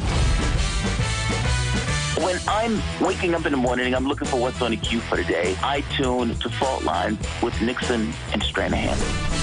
The wokest radio show for your wokest AM. These guys are the best in the business and experts when it comes to policy. They're bringing you the top headlines with an angle that you won't see in the mainstream media. Fault Lines is the greatest show on the radio. I enjoy immensely talking with Lee and Garland. They always treat me from either side with due respect, and it's a wonderful conversation. The best morning news show in America. Fault Lines with Nixon and Stranahan. Lee and Garland speak truth to power from the depths of the swamp itself, right here on Radio Sputnik. Tune in every Monday to Loud and Clear with Brian Becker for our regular segment, Education for Liberation with Bill Ayers, where we take a look at the state of education across the country. What's happening in our schools, colleges, and universities, and what impact does it have on the world around us? Our resident expert is Bill Ayers, the legendary activist, educator, and author. Tune in to Loud and Clear this Monday and every Monday for Education for Liberation with Bill Ayers. Curious about our curriculum? Have something to say? Then call us now to join the debate on the mother of all talk shows with George Galloway. Now, next Saturday, there's a very special movie premiere. I'm not sure that I'll make it to the red carpet myself, depends what time it is, because I'll be campaigning somewhere for some political event coming up next month. But next Saturday is the premiere of a film worth waiting for. It's made by Dr. Bob Gill. We showed you some of the footage last week. It's the great NHS heist, and Dr. Bob joins me now, and I'm very grateful to you. Bob, I was with you at the beginning when you were heroically trying to raise the funds and awareness in order to make this movie, The Great NHS Heist. What I'm particularly interested in is what tense this is written in. Because you're not saying that there will be an NHS heist if such and such a thing happens. A trade deal with Washington, for example, or a renewed term of office for Boris Johnson. It's written, to me, in a tense which suggests this heist is already underway. Have I got that right? You're spot on, George. This heist has been going on for 30 years. Consecutive governments had played their part. And what we're trying to do with the film is to say the job isn't completely over. Public awareness is key to stop this from going any further. But the work has been done. Margaret Thatcher set the ball rolling. She introduced an internal market. She started to outsource essential services, cleaning, catering. And we had other changes which are brought in, unfortunately, under the last Labour government, the new Labour government between 1997 and 2010. Rather than reversing Thatcher's privatisation, they ran with it and they introduced the monstrosity of private finance initiative, which is a way of saddling the NHS with debt to justify the asset grab that is going on at the moment. And the other things that Tony Blair enabled was, for the first time ever, the outsourcing of actual medical care, using the excuse that the private sector, our friends in the private sector, were just helping us out over a temporary problem. But the reality was that his hospital building programme also contracted down the NHS. The number of beds dropped by a third every time they built a new PFI hospital. So he was responsible for the biggest hospital bed closure programme. Bigger than Thatcher? Bigger than Thatcher, yeah. More privatisation than Thatcher? More privatisation, and he got away with more because everybody on the left had their guard down and they felt for his charisma, you know. I think that's an important point to make because, of course, to coin a phrase, Tony Blair didn't hijack the Labour Party. He was elected as its leader. And the Labour Party, overwhelmingly, with some honourable exceptions, Jeremy Corbyn being splendidly one of them, the Labour Party went along with all of these private public partnerships, PPPs, PFIs. They went along with the outsourcing. They went along with the privatisation, which they now seek to terrify us with. Oh, if you leave the European Union, you'll get privatised in the health service, when they themselves facilitated, voted through these privatisations. I think that's a pretty big lesson for people. Well, it's a shame. They're in a bit of a spot because in order to awaken the public, they need to educate them as to what's gone on. Now, if you leave a key 13-year period out of the story, it doesn't make sense. So it has to be presented as a new threat. But the reality is 9 out of 10 of the steps have already been completed. The guy in charge now, Mr. Simon Stevens, formerly of United Health Group, which is America's biggest insurer, is leading the NHS. There's no mention of this guy. So we have the NHS run by an insurance man who is forcing through reforms as we speak in general practice, which will effectively destroy general practice, and there's nothing coming from the Labour Party. So this is a concern. But I've looked at their manifesto and there are some good things in it, but I would like it to go much further and I need to see the detail.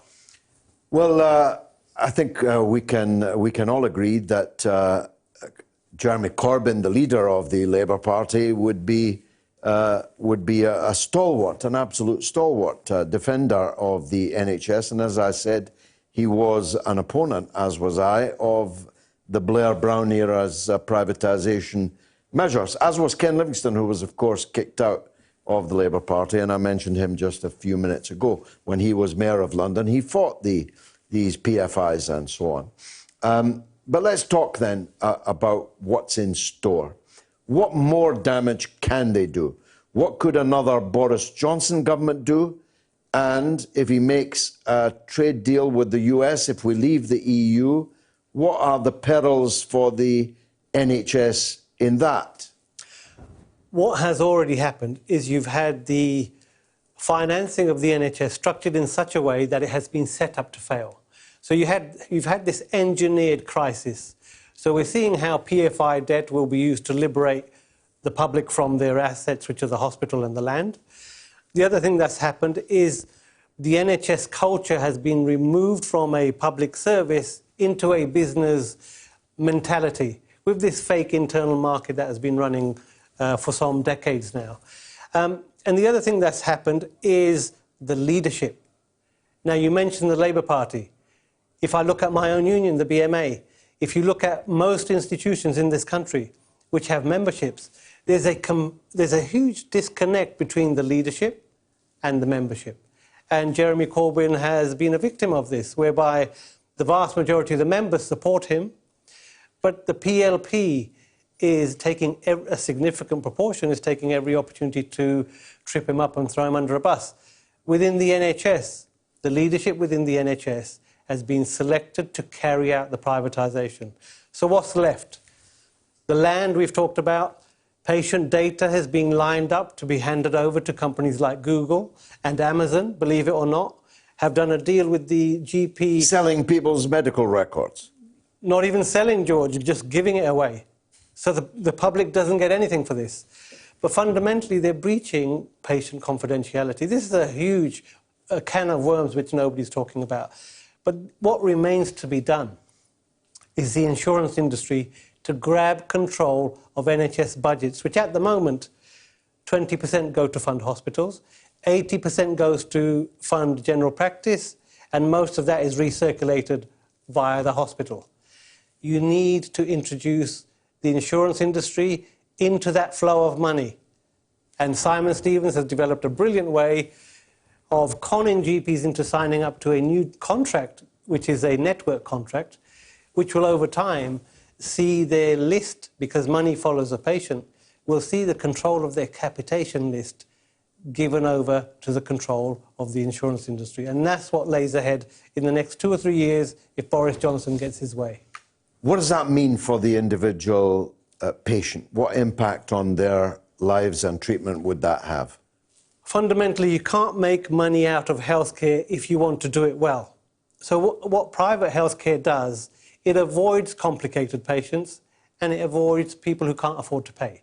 So if you can't afford to pay, you may be able to access Skid Row remnant NHS services that they haven't managed to give away. If you are well off enough to get insurance, well, you are the target of all of this. As long as you keep paying your premiums, you'll be fine. When you get sick with something relatively trivial, they'll pay up. When you become sick and expensive, like with a cancer, there will be a limit on the funding and then you will be abandoned. So the targets of these reforms aren't the poor because nobody cares about them. The targets of these reforms are the middle class. So there is a sort of enlightened self-interest for everybody in this country, irrespective of their income, to defend a universal publicly provided service, because without it, they will be gouged and abandoned when they most seriously need health care. The more you talked about it, the more American it sounded. And yet, here we have Bernie Sanders, and dragging some of the other candidates in his wake with him, campaigning effectively on bringing the NHS to the United States. Wouldn't it be the ultimate of ironies if America got an NHS just as we lost it? Absolutely. It's mind-boggling. What I want to do with my film, and the reason we went to America to make the film, part of it, is to point out this irony that we're going in one direction and America's trying to go in the other direction. The other similarity we share with America is how corrupt our politics has become.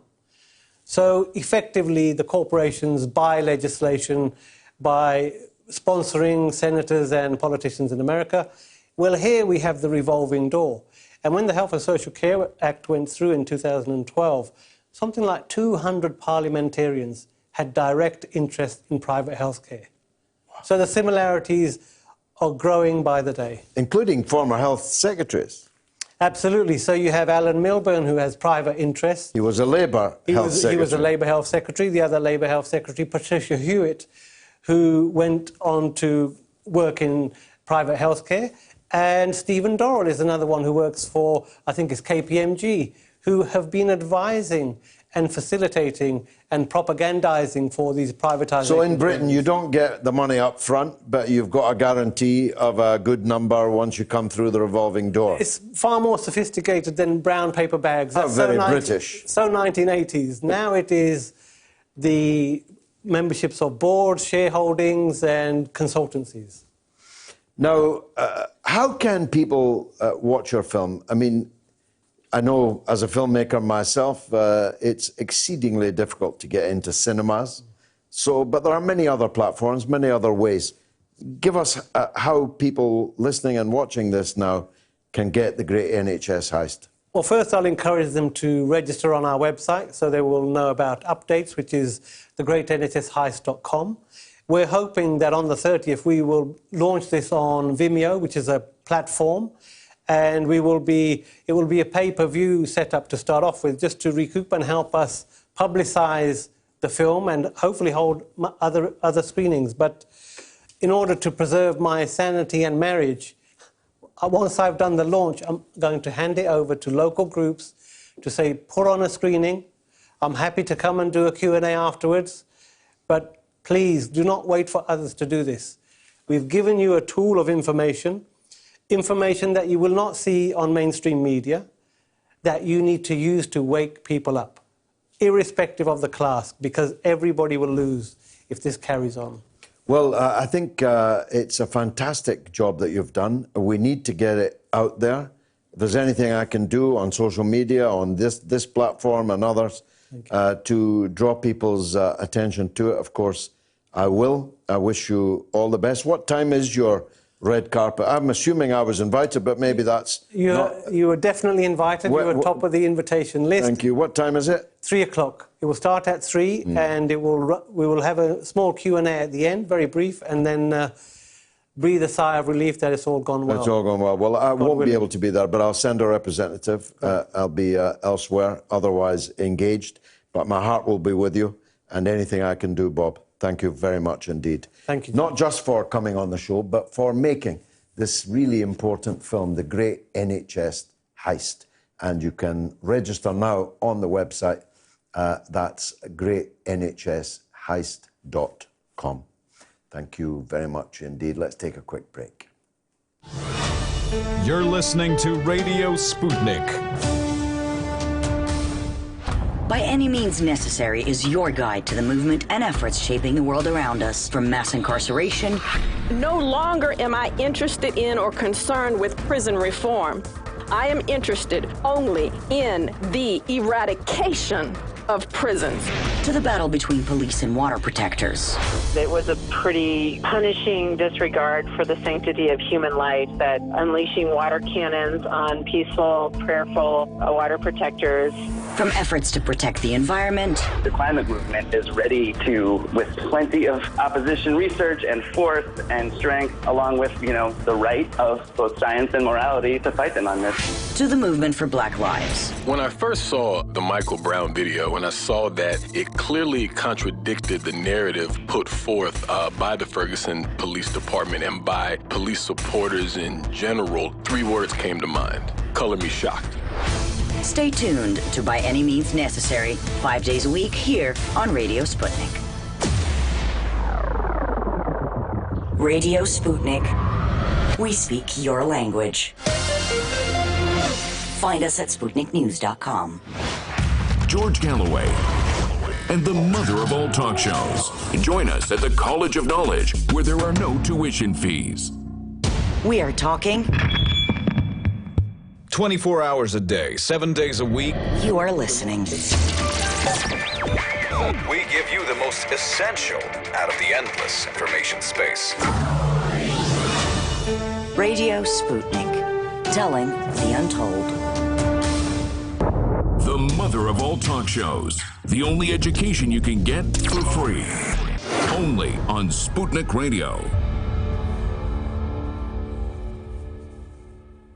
Apparently, the FBI know exactly where Ghislaine Maxwell is and are building a case against her before they bring her in. Do you think that if she is brought to justice, she will commit suicide before she tells the authorities about the horrors of the Lolita Express and Epstein's private island?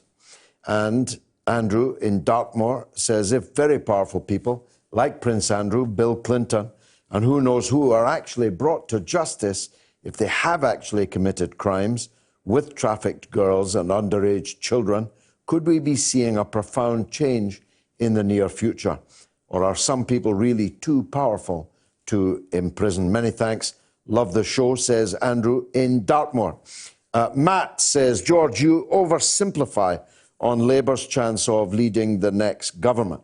The possibility of a Labour SNP plus others coalition. What could possibly go wrong with that? Or the equivalent with a support agreement rather than a formal coalition. Characterising Corbyn as betraying the working class. Keep up the good work. Why not give me a call, Matt, if you've got the guts? Come and have a go. If you think you're hard enough, Matt, you know the number. Give me a call. Ron says, I've been a Labour voter all my life. I live in a Labour stronghold. I voted to leave the European Union. I still want to leave. On the upcoming election, who do I vote for to make Brexit happen? My forefathers will be turning in their grave if they knew I wasn't voting Labour. Please help. Thanks, Ron. I can't help. It's not my job to tell people how they should vote. I'm just telling you my problems with how I would vote if I was not, in fact, myself a candidate. And on a serious note, what is Donald Trump's favourite nut? Answer, a walnut, from William. Hi, the new social media platform for trolls, haters and idiotic politicians, Twitter. That's from Australia. George, will Labour have a fundamental change when they get obliterated in the election, or will they keep ignoring their working class roots? And if they don't change, is there likely to be a splinter group that will be called Real Labour? I totally agree with Red Car Man. He's 100% correct. That's from Ray. Well, we'll have to wait and see what happens on the 12th of December, but I think there is a screamingly obvious need for a pro-Brexit Labour Party. It wouldn't be able to be called a Labour Party because Labour owns the name. Tony Blair actually owns the name, or he was the man who took ownership of it. So it wouldn't be able to be called Labour, but some kind of workers' party, a pro-Brexit workers' party, economically radical, socially conservative, and appealing across all the parts of this island is, I think, something, an idea whose time will come. But of course, if Matt is correct and Labour ends up leading and the SNP and others coalition, doing the maths, it would need to be Labour, the SNP, the DUP, the Greens and the Liberals. Good luck with that. And if they did, it certainly wouldn't be Jeremy Corbyn that would be leading it. And have I got to do, I've not done the on this day, I'm sorry. So, this is a regular feature. On this day in 1963, that the man who assassinated President John F. Kennedy was himself shot dead. Lee Harvey Oswald, a former US Marine, was being transferred from police headquarters in Dallas to the county jail when nightclub owner Jack Ruby shot him. The event was being broadcast live throughout the world as Ruby stepped forward and shot Oswald with a handgun at point-blank range. Ruby was convicted of killing Oswald in March of 1964. Although the verdict was overturned on procedural grounds, Ruby died of cancer before his retrial. The only problem with the foregoing is that I'm almost 100% certain that Lee Harvey Oswald did not assassinate Jack Kennedy. The Warren Commission later concluded that Oswald acted alone in shooting the president. And if you believe that, I've got a bridge here in London I can sell you. In 1974, on this day, 6 men were charged with the Birmingham pub bombings, which occurred 3 days earlier. 19 people died in the attacks. The IRA was blamed, although no group has ever claimed responsibility. The 6 were from the north of Ireland, though they had lived in England for some years. The Birmingham Six, as they were known, were innocent, although they spent 16 years in jail before their sentences were quashed and they were released. They were finally compensated by the British government in 2002, 27 years after they were first convicted. All of that, of course, is absolutely true. The question is then, who did commit the mass murder in the Birmingham pubs that day in 1974? We must never lose sight of the enormity of that crime and the need to bring to justice those who carried it out. In 1989, on this day, the entire leadership of the Communist Party of Czechoslovakia resigned after widespread protests.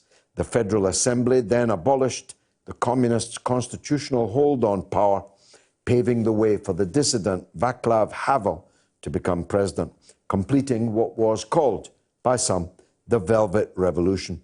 And of course, in 1990, 1 year later, the country split into 2 independent republics, one Czech, one Slovak.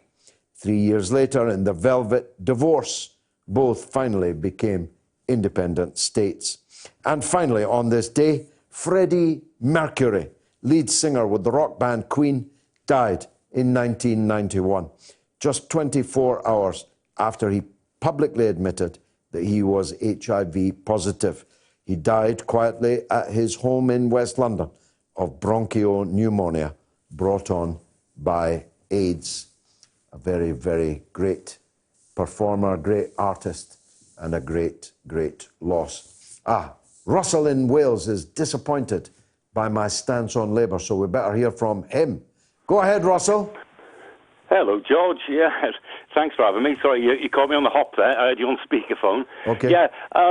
Yeah, thanks for having me. I'm not very politically savvy, I must confess. I tune into your show to try and get some knowledge and try and learn a bit on a weekly basis. Mm-hmm. So that's my stance politically. But what it is, it seems to me that there's a lot of focus on Brexit this week and how that should influence us, it seems to me, from a lot of calls. Let me stop you for a minute. It's not even a question of should influence, it is influencing. I'm giving you my report from the ground, and I'm giving you my analysis of the opinion polls. I'm not saying this should be. I'm not saying Boris Johnson should be well ahead in the polls. I'm saying he is. That's the difference. Go ahead. Okay. Yeah, I understand that. But surely people... I'm a bit alarmed by people who claim to be historically Labour voters phoning in and saying, because of this Brexit issue, they are now considering voting Conservative. It doesn't make sense to me. Surely we should be looking at the bigger picture. I am a Brexit voter. I voted Brexit. I know the situation with Labour, but I'm prepared to forego my decision on Brexit or to see what Labour are prepared to come up with in terms of a deal in order to put in place the rest of what they has been put in their manifesto. Because that, to me, is the bigger picture. And it's very much a bigger picture than Brexit, as far as I'm concerned. I'm just concerned why people would vacate to the Tories. It makes no sense to me. Well, I wouldn't vote for the Tories if you placed me up against a wall and gave me a firing squad as the alternative. So you're preaching to the converted here. I would never, in any circumstances, none whatsoever, vote for the Tories. But if it doesn't alarm you that there are perhaps millions of former Labour voters who are thinking about doing that, it should alarm you. There's no point in condemning them. There's no point in hating them for it. It was entirely predictable and predicted, not least by me. I told you this would happen. I told Labour it would happen. And it is happening. That's the only explanation, isn't it, Russell? What else could it be? Nobody could prefer the 12 pages of Boris Johnson's manifesto to the Labour manifesto. It can't be that, can it? No, you're dead right, George. Absolutely right. And I'm not condemning people. I'm just a little bit amazed, really. I'm a little bit shocked because I don't know. It seemed to me a lot of vitriol toward. You were talking about Chris Williamson earlier, about how he's been betrayed and Corbyn hasn't supported him. Every time I've read about Chris Williamson is nothing but support for Corbyn. He's one of his biggest supporters. No, quite. You know, doesn't that make it even worse? Yeah, without a shadow of a doubt. But the beginning of the show, there seemed to be a flurry of information from yourself, which is putting people off. There's a lot of people who are on the fence at the moment, I think, George. And I think your influence is huge in regards to people like me. But Russell, I've got to tell you what I think. You know, you wouldn't want me to be lying to you, because then you wouldn't follow me. No, you're absolutely right, George. You're absolutely right there. I'm telling you, because I know for a fact that Jeremy Corbyn didn't lift a finger to defend Chris Williamson. I know that, George. He didn't lobby for him. He didn't speak out for him. He didn't assert his leadership for him. He did precisely nothing for him. But Chris Williams still supports him. I suspect that's because Chris Williams understands the intricacies of what's going on. There's no intricacies. No. There's no intricacies. You're either a man or you're not a man. You're either a leader or you're not a leader. You can't say I'm the leader, but my best supporter can be dragged off to the gallows and I won't say jack about it. There's no intricacies in that, Russell. Don't you think it's fair, though, that Corbyn would take the stance that maybe the view that maybe what we have to do is we have to focus on the bigger goal, which is, as I say, the content of this manifesto. I understand that Chris has had a bad time with this, and Chris, still supporting Corbyn, must understand why Corbyn is in the position he's in. No, trust me, he doesn't understand it. He's just more Christ-like than me. He doesn't understand it. He's utterly, bitterly betrayed. And he feels it. But he wouldn't tell you that. Because, as I say, he's certainly far more Christ-like than me. Russell, always a pleasure talking to you. I better break for the news, and then it's the third and final hour of the mother of all talk shows. Curious about our curriculum? Have something to say? Then call us now to join the debate on the mother of all talk shows with George Galloway. This is Dominic Carter, a political reporter in New York for Verizon Files TV News. This is Dr. Bill Honigman of Progressive Democrats of America, PDAmerica.org. Hey, everybody, my name is Tim Black of The Tim Black Show. This is Tom Luongo of Gold Coast and Guns. Hello, this is Benny Johnson. Hi, this is Juanita Broderick, author of You'd Better Put Some Ice on That. This is Jamal Thomas from the Progressive Soapbox. Hey, this is Raheem from D.C. This is Rachel Blevins, a correspondent with RT America, and you're listening to Hotlines with Nixon and Stranahan. When I'm waking up in the morning and I'm looking for what's on the queue for the day, I tune to Fault Lines with Nixon and Stranahan. The wokest radio show for your wokest AM. These guys are the best in the business and experts when it comes to policy. They're bringing you the top headlines with an angle that you won't see in the mainstream media. Fault Lines is the greatest show on the radio. I enjoy immensely talking with Lee and Garland. They always treat me from either side with due respect, and it's a wonderful conversation. The best morning news show in America. Fault Lines with Nixon and Stranahan. Lee and Garland speak truth to power from the depths of the swamp itself, right here on Radio Sputnik.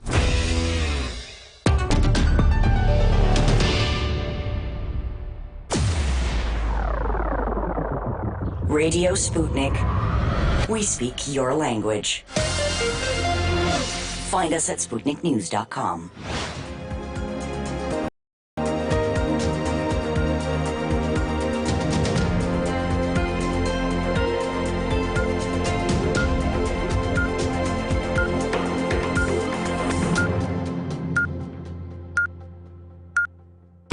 Radio Sputnik News. Record numbers of people have voted in Hong Kong elections that have become a litmus test of public support over long-running anti-government protests. Total turnout exceeded 2.9 million, including 400,000 new voters, a record rate of 69% of the total electorate of 4.1 million. The public are choosing representatives for 452 seats in the city's 18 district councils. The result is due early tomorrow. The councils are largely advisory and have little power, but the election has taken on symbolic importance in the semi-autonomous Chinese territory. The election is also seen as a test of support for embattled Chief Executive Carrie Lam. A strong showing by the opposition would prove the public still supports the pro-democracy movement, even as the protests have become increasingly violent. At least 24 people have died after a passenger plane crashed into houses in Goma City in Eastern Democratic Republic of Congo, local officials have said. Residents on the ground, including 4 family members, were among the victims. The small aircraft in the Maupin neighborhood shortly after takeoff from the city's airport this morning. Officials say 17 passengers as well as 2 crew members were on board the plane. Air accidents are relatively frequent in Congo amid lax safety standards and poor maintenance, and all the country's commercial carriers are banned from operating in the European Union. The 228 twin turboprop aircraft owned by private carrier Busy Bee crashed about a minute after takeoff, a source at Goma Airport has said. And on the day that Britain's Conservative Party launched its general election manifesto, the BBC has been accused of editing out laughter at Prime Minister Boris Johnson in a debate program and replacing it with applause. The laughter came when he was being quizzed over whether he could be trusted. The corporation has admitted cutting out the laughter over what it called timing reasons. The Scottish National Party will to support a Labour government if no party wins an overall majority, but the SNP leader Nicola Sturgeon has ruled out a formal coalition. Sturgeon wants Labour to stop Brexit and to commit to an independence referendum next year. But while the Labour manifesto includes a pledge to renew the Trident nuclear deterrent, Sturgeon said that scrapping it would be a red line for the SNP to support Labour. Next, U.S. car company Tesla claims to have received almost 150,000 orders for its new pickup truck, despite an embarrassing gaffe at its launch. Tesla President Elon Musk was caught out on stage when the supposedly unbreakable windows of the Cybertruck shattered during a demonstration supposed to show their durability. With its distinct angular design, like the DeLorean car from the film Back to the Future, the electric truck was greeted with cheers, but also with bemusement. No date has been given for the Cybertruck's release, but analysts said it would not be ready before the end of 2021 at the very earliest. And finally, a week after giving a disastrous television interview and being subsequently forced to withdraw from royal engagements over his friendship with the pedophile Jeffrey Epstein, Prince Andrew has had his 60th birthday party cancelled by the Queen. Dozens of charities have also ended their association with the prince. Andrew has denied claims by the then 17-year-old Virginia Roberts that she was trafficked by Epstein and was coerced into having sex with the prince 3 times. However, a further allegation was published today in a British Sunday tabloid newspaper with a former lap dancer claiming that Andrew once blew a raspberry on her breasts at one of Epstein's parties in his New York mansion. The unnamed woman claims that she was paid by Epstein to hire girls to meet Andrew, with the stipulation that they would be curvy like his ex-wife Sarah Ferguson, known as Fergie. Well, that's all for Sputnik News. I'm Emily Horn.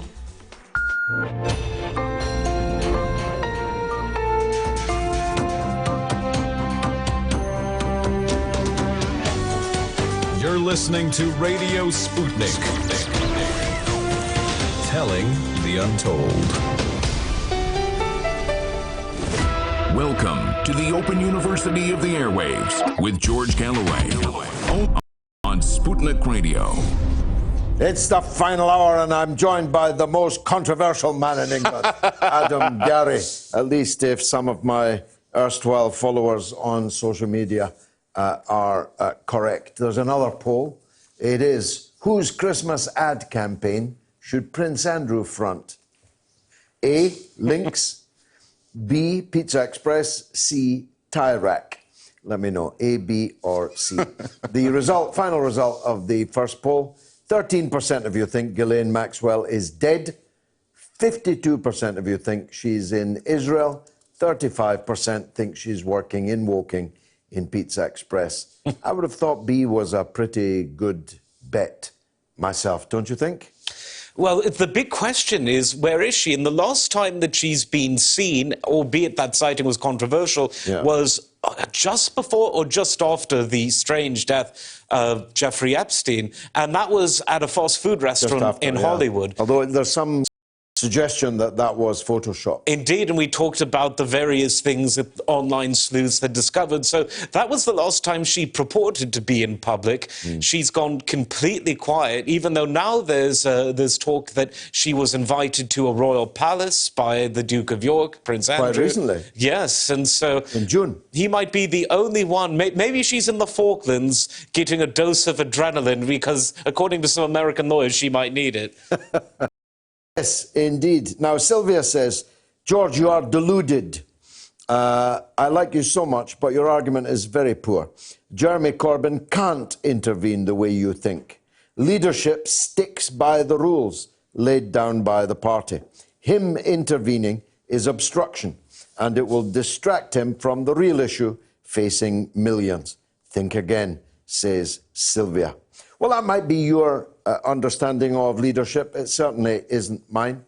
I recall Stanley Baldwin, who once famously opined, I am their leader, I must follow them. And Kate Biscup says, so is that it, George? Tories win the election, goodbye NHS, goodbye EU, and goodbye Scotland. Isn't it better to vote Labour and continue the fight for socialism from within? You can do whatever you like, Kate. I'm not telling you what to vote for. I'm telling you what I think the people are going to vote for. That's a distinctly different thing. As to goodbye EU, I've been trying to say goodbye to the EU since 1975. So you won't expect that to bring a tear to my eye.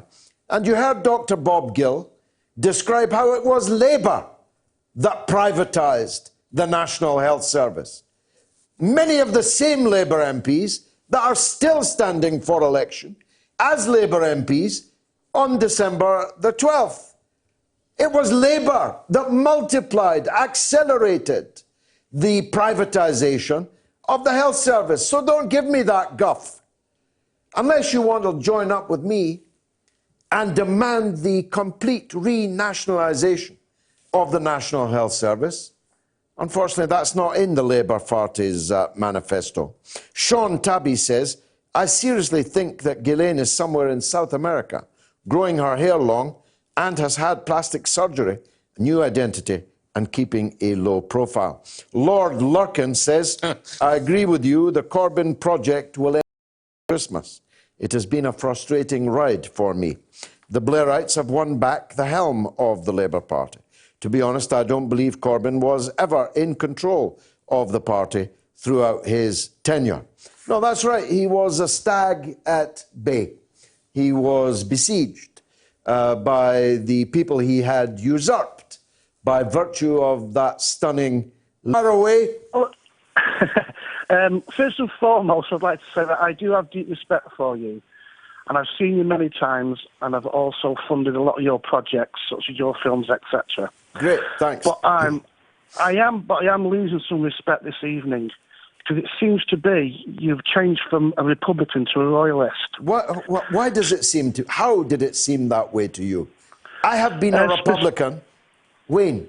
I have been a Republican all of my life, from the age when my Irish grandfather used to talk to me about the crimes of the Crown in Ireland, sitting on his knee. So how do you infer that I am a Royalist? Right, first of all, you don't have to shout. Now, this evening you mentioned the Queen, And rightly, you said that she's non-political. So you're making a stance. You open this up to debate. What I would say is her non-action is establishment right-wing. And nothing's stopping her, same as I've done in the past. I've not got a mansion or a palace. I've took homeless people in. I help people that are skint. So why can't the Queen do that? There's many things the Queen could do, but she decides not to. But I'm not... Why are you specifically standing up for the Queen? I'm a Republican. I don't want to shout. I don't want to shout, Wayne, because you don't like it. So let me say it softly. I am a Republican. Which part of that do you not understand? Well, what I don't understand is when you were, don't take this the wrong way, but when you were an MP, I watched you sign that book near the Speaker, and you had to pledge your allegiance to the royal family. How is that a Republican?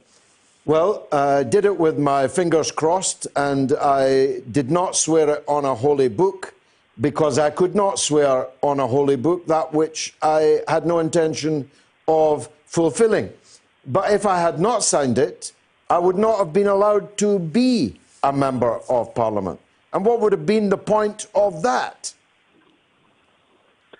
The point of that, George, would have been that you were making a stand, and I think that would have been more powerful. I think I did better. I think I did better work in the Parliament rather than making a stand on the first day before anyone even knew who I was, and thus not a member of Parliament at all. But how are we supposed to trust you when that happens? And I do love you, George. I do love your politics. It sounds like it, yeah. But sometimes I get confused. I've had wives like that told me they really loved me, but it didn't seem or feel like it. But listen, Wayne, if you're asking me to be rude, vulgar, abusive about an old lady called Queen Elizabeth, I won't do that. I have no animus. That one, George. I have no animus. No, I have no animus against her. So when I was what you call sticking up for her, I was doing so in defending her against the unfair charge that she, as a constitutional monarch, should have been campaigning against the wars that were being waged in her name. You know that she could not do that. I have nothing against the Queen personally. Of course I don't. It's what she stands for on the political Well, that's why we're both Republicans, Wayne. And by the way, if you think you've got to pick a fight with me, if you think everybody else is already converted, then that's a very odd choice of priorities. I have been proselytizing for a republic in Britain all of my life.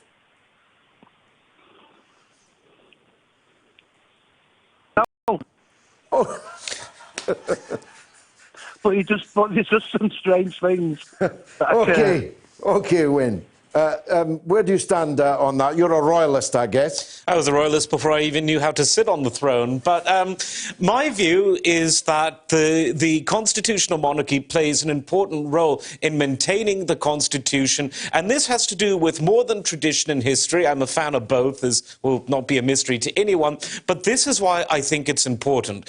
Politicians today are more hated than they've ever been. The heckles are larger and louder and more boisterous, and even people who aren't politicians but may one day be are being heckled and abused and the rest of it. It's very crucial to have a head of state that's quite literally apart from that fray. I, as a royalist, would say above the fray, but I would think even most decent-minded Republicans would say apart from the fray.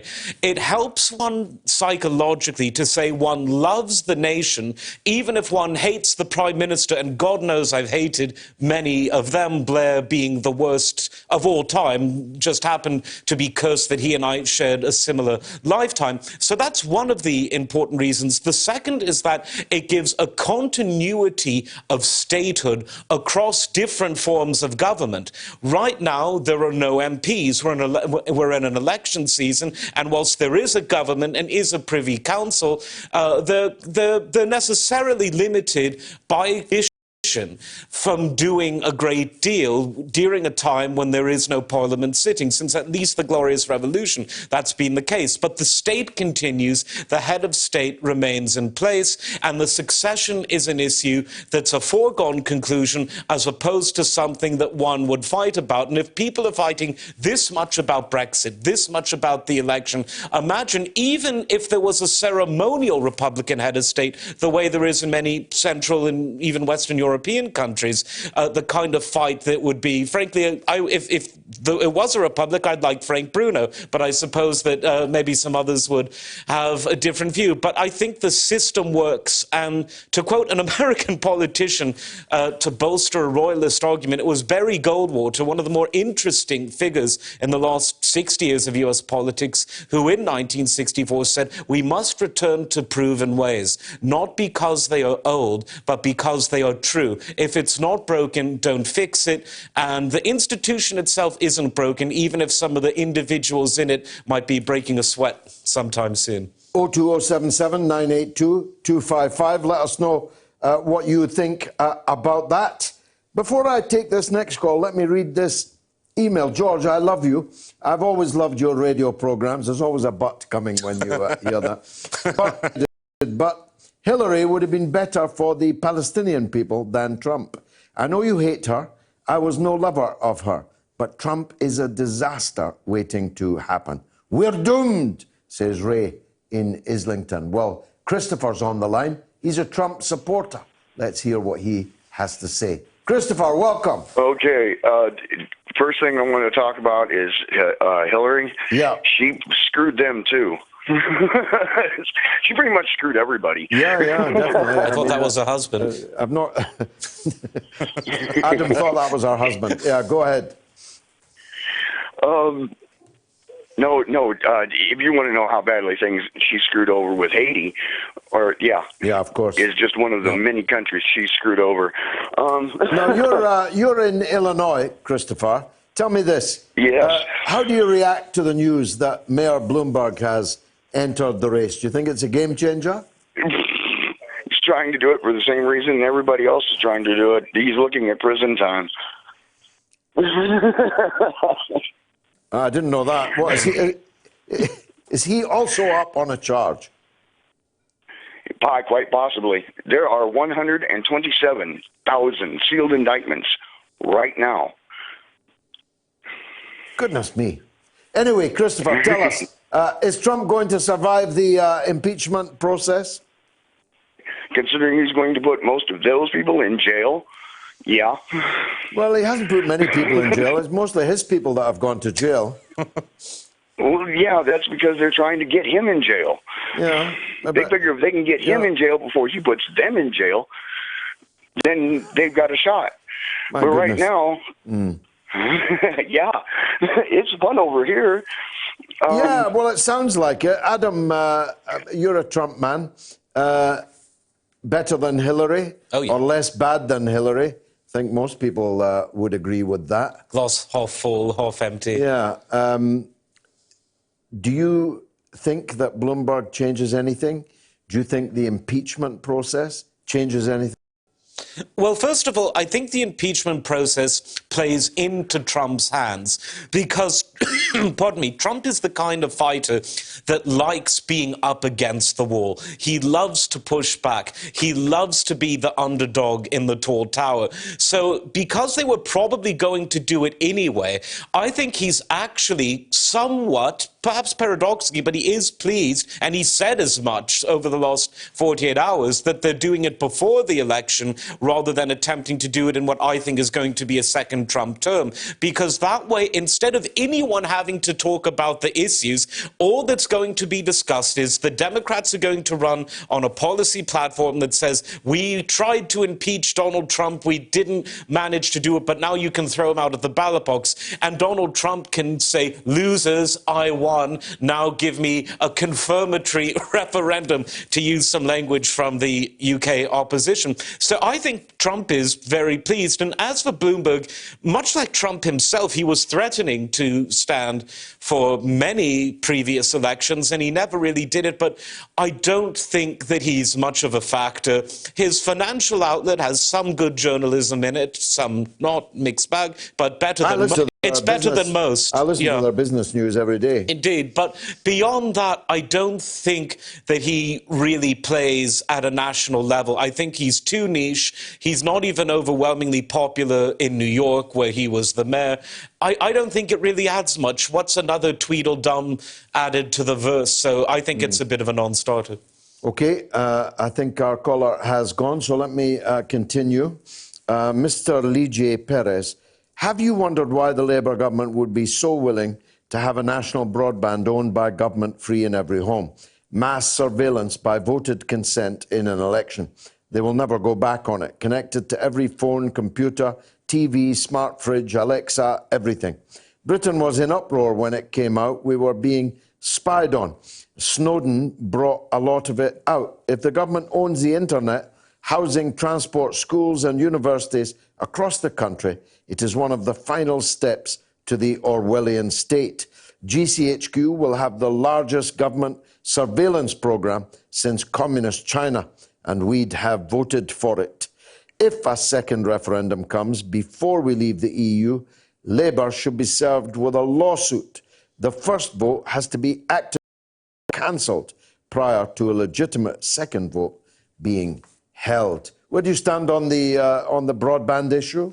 On that issue, I think it's one of the writer illustrates one of the several reasons that I'm against this proposal. The second thing he mentions, though, is more interesting, particularly to a transatlantic audience. Much though I agree with the spirit of that comment, it wouldn't work because parliamentary sovereignty, sometimes known as parliamentary supremacy, means that the current parliament can overrule literally everything that was legislated by the previous parliament. The only caveat being European-derived legislation, which be overturned at a British level, because the EU, of course, turns the great parliament in Westminster into a provincial assembly rather than the great institution it was and hopefully will be again after Brexit. But for an issue that deals strictly with domestic affairs, not dealing with EU legislation, you can't do that. All the Gina Millers and all the King's men couldn't do that. Hi, Big Dog. It's Martin Meehan from Coatbridge. I'm waiting on a Chinese takeaway, and I hope wee Ghislaine chaps the door. George, what do you think of Nigel Farage's inference that he may rebadge the Brexit Party as Reform? Abolish the House of Lords? Is he moving to the left? What are your thoughts on the future of that entity? Best wishes, Alex. Well, it's a kind of new incarnation every other day with Nigel Farage now. I mean, I didn't know he'd made this inference about rebadging the Brexit Party. I suppose if we Brexit at the end of January, you probably have to call your party something else. But looking at the opinion polls, feeling the temperature down on the streets, I'm not sure that the Brexit Party will last beyond this. It's very unlikely, even though I do think they'll pick up a handful of seats, only a handful. Hartlepool, where Richard Tice, the most senior member of the party, is standing, being the most likely one. I've got money on that. Oh, I think you're going to have a good Christmas, and I think many others are going to have a very bad one. But the thing with the Brexit Party is, and I speak as the hardest Brexiteer, maybe on earth, even though there's good company.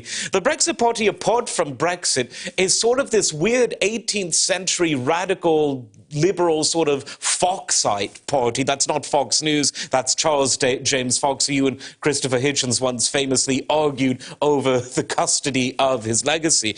In the sense that they're a quasi-republican, they don't want to abolish the monarchy, certainly, but they want to abolish everything else that makes the constitutional monarchy what it is.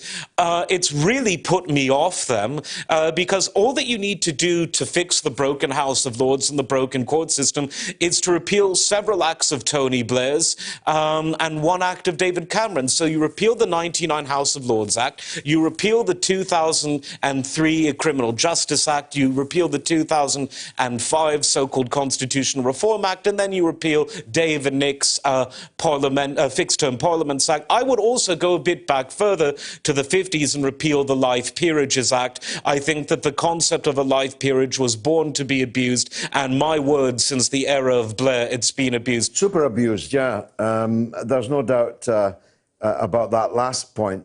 This is why you are a Conservative rather than a Brexit partyist, even though you were so Brexit, you were backing Farage rather than the Conservatives. Is that right? Well, most people were in the spring because Theresa May has as much in common with Conservatives as I do with a dietitian. So that's neither here nor there. But with Boris, we've got to an interesting stage where even though the Conservative manifesto isn't very policy-heavy, which from a tactical... Not very heavy at all. Quite. Well, from a tactical point of view, I can see exactly what they're doing, but even though it doesn't have the blood and guts that one might want from the Conservative perspective. But the thing with the Brexit Party is, if they're going to be taken seriously beyond Brexit, my advice is to take this Charles James Fox style of 18th century liberalism and run with it. Because with the Labour Party going off the rails, there needs to be some opposition, even though, as I said earlier, with a tongue slightly in my cheek, this election you've got 5 left-wing parties all competing to convince the voters how right-wing they are. So there's it's a bit of a non sequitur there. But yeah, the Brexit Party, they should just own it. If they're going to be this sort of radical type of party, run with it, because at least the Brexit Party have very good people in it. All of the Brexit Party candidates, with a few exceptions that I've encountered, have been decent people. But the leadership just need to be clear about what they are in a post-Brexit world, because Boris has really got this wrapped up. He's been particularly poor as a campaigner. I mean, I'm actually genuinely surprised. Boris? Yeah. Oh, yeah. I actually thought that Boris Johnson would be 10 times as good a campaigner as he's turned out to be. I mean, he's okay in, in a quick one-to-one, but debating, answering questions in a hostile studio and so on, he's turning out to be really exceedingly poor at that. Yeah, it's definitely his weak suit, where Boris is weirdly very good. He's a good House of Commons man, but he's very bad at these television debates. Now, I don't like to, long before Boris Johnson even had a hope of being Prime Minister, I was against these. 1, because of their vulgarity. 2, because they're modelled on a Republican system with a strong elected head of state like America or France. They're not modelled on a Westminster parliamentary system. It's why they'd be out of place, for example, in India, in South Africa, in Australia.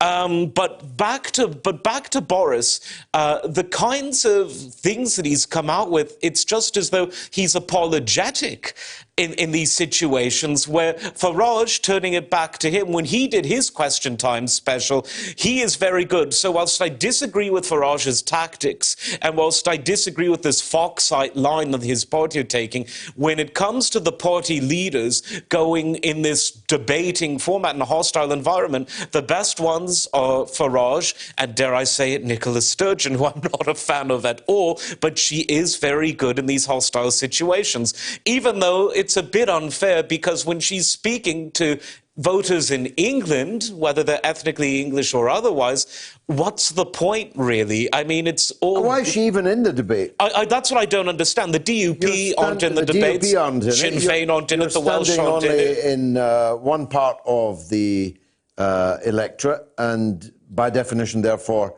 nobody else can vote for you who lives... So 60 million of the 65 million British people cannot vote SNP. So why she's on the stage, I really don't know. It makes no sense to me, and for the reasons you mentioned, and also because as a party that's main goal is anti-unionist, you would think they wouldn't want to be on the debate, that they'd want a Scottish-only debate where they'd be up against whoever Ruth Davidson's successor is. I don't know the person's name. Now, I'm watching your show regularly on YouTube. Great service, thank you. I know you're occupied by the absurdities of British and US politics. But I still would like you to focus on another suicide mission of a social democratic party in Europe. The SPD at the end of the 90s had about 43% of the vote. It's ended up now about 15% and is going to select again a new leadership in December.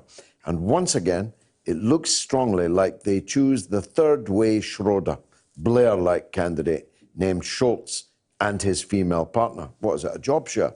Scholz is the recent Minister of the Treasury and was, under Chancellor Schroeder, already in a leading role.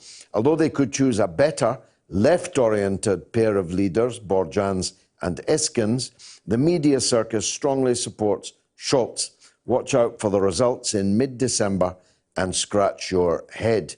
Well, thank you very much for that. I don't know any of these individuals, but I do know the SPD and I do know the stable from which it runs. And until Jeremy Corbyn, all of these social democratic parties were literally going down the tubes. In France, they have virtually disappeared.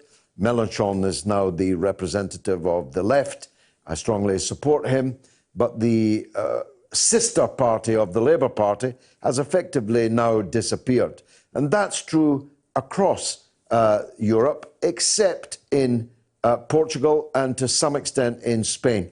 Spain, the party has now gone into coalition with Podemos, and I wish them well. In Portugal, there's a socialist communist coalition and a Trotskyist coalition. So Trotskyists, communists, and socialists what could are possibly in go wrong? control. Well, nothing so far. Actually, so do they not row as much in Portugal as they do in this country? Not as bad. Maybe they don't use Twitter so much. I don't know.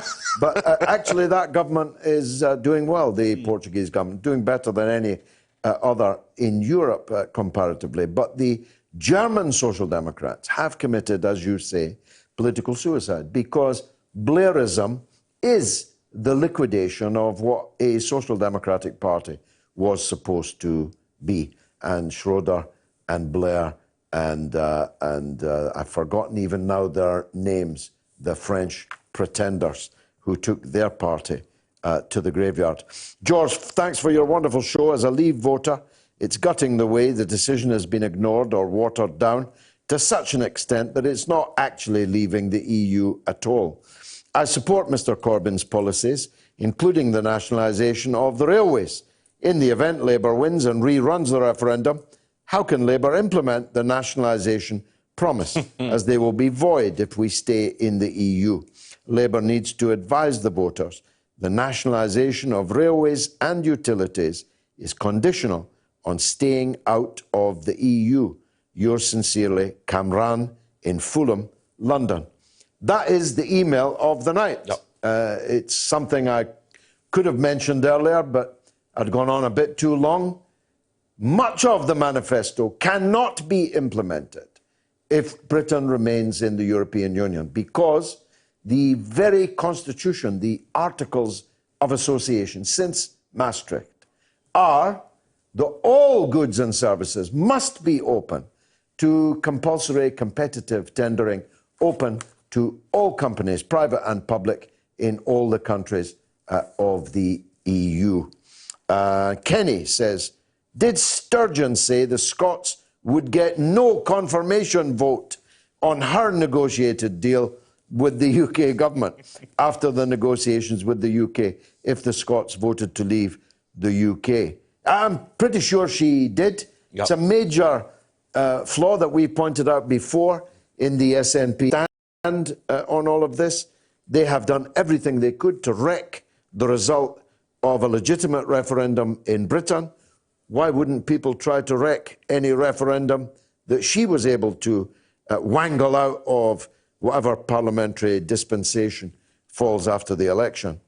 There's only one conclusion that can be drawn from this. Either the SNP, for all of Sturgeon's debating prowess, either they're tactically and even psychologically very stupid, and they're not anticipating that the same arguments they're deploying against Brexit will be deployed by unionists against Scottish nationalism if she gets her referendum. It's either they're stupid about it or they don't actually want to leave the union. And the more I see of the SNP, I see them of what I call a protest vote plus. Now, usually a protest vote is something that you vote for to make a stink, but they don't actually win any elections. And the SNP are going to sweep in Scotland with maybe a few Tory seats. The latest poll, 41 SNP, 1 Labour, the very worst of them, actually, Murray in Edinburgh. 41, 1, and the rest being Tories. So the Tories would lose a little, but not nearly as much as was originally expected, with the Liberal Democrats picking up a few seats. Yeah, and so Jo Swinson holding on to hers. Yeah, by the skin of her teeth. Yeah. But so they're not a traditional protest vote in the sense that they win elections and they know how to win elections very well. But their biggest, the raison d'etre isn't to win elections to the Parliament in Westminster. It's to break up the union, sever Scotland from the rest of the union. I'm not sure they really want it, and I can maybe, yeah. Because if they did want it, they would probably say, look, you Brexit, and then we'll use that to our advantage, saying, look, Scotland has been betrayed, we've been taken out of the European Union by the English, and all the other rhetoric that they would deploy. But I mean, all that it takes is a male version of Gina Miller in a kilt in Edinburgh who loves the Union to deploy those same tactics. I'm sure there's a male version of a Gina Miller. I hope there is. Part of me hopes there is. Frank asks, is Adam a Rangers man? You called me the most controversial man in England. Thank God the Rangers don't play in England. nor do Celtic. No, Satar Hand Dodgers, Satar Socialist, asked me to ask you earlier. You made a particularly vicious, if I may say, attack on John McDonnell, a man I have no time for. I assumed your vicious attack aimed at Alistair Campbell, at whose feet MacDonald sat quite recently, telling Blair and Campbell that all was forgiven and that Blair was not a war criminal. But if you want to, it's up to you. Let Han know, because he's a good man. Let Han know your thoughts on that, on the McDonald. Oh, yeah. So there's many people in the Labour Party who had relations with, I'm not just talking about Irish Republican politics, I'm talking the IRA. And before I go on, one can support Palestine without supporting Hamas. One can support Israel without supporting Netanyahu and those to the right of him. One can support Irish Republicanism without supporting the IRA. One can support Irish Unionism without supporting the UDA. So now that we've got the difference between extremes and moderation out of the way, let me get to the point.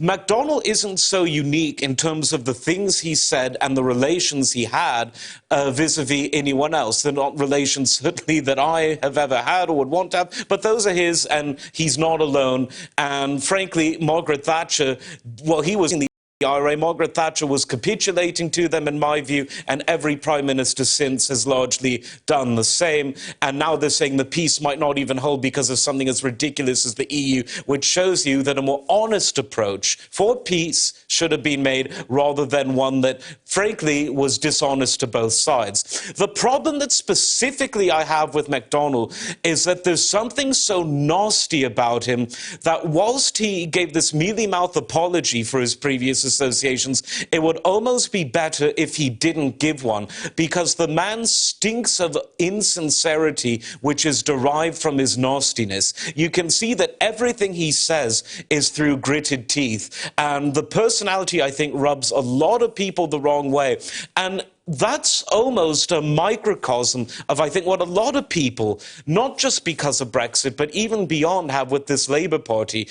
It's not so much the positions they hold, but the way in which they hold them. It's not unique to the Labour Party. I remember two controversial Tories, one Enoch Powell, one Ted Heath, one controversial in his life, one perhaps more controversial in death. And when Heath sacked Powell, he said it wasn't because of the content of the speech, which actually supported a piece of conservative legislation that was brought in 1971. It was because of the tone. And Powell, who liked music, remarked that Heath, who was something of a musical genius in his own way, even though my politics are very different, he said, it's funny that a musician should say tone. Now, I started off as a musician, much like Ted Heath, and there's something about McDonald's tone that I really don't like. I'm not asking, and I don't, is that scientific? No, but it's a feeling, and I think it's one that others share. I am the very last man to defend John McDonnell, except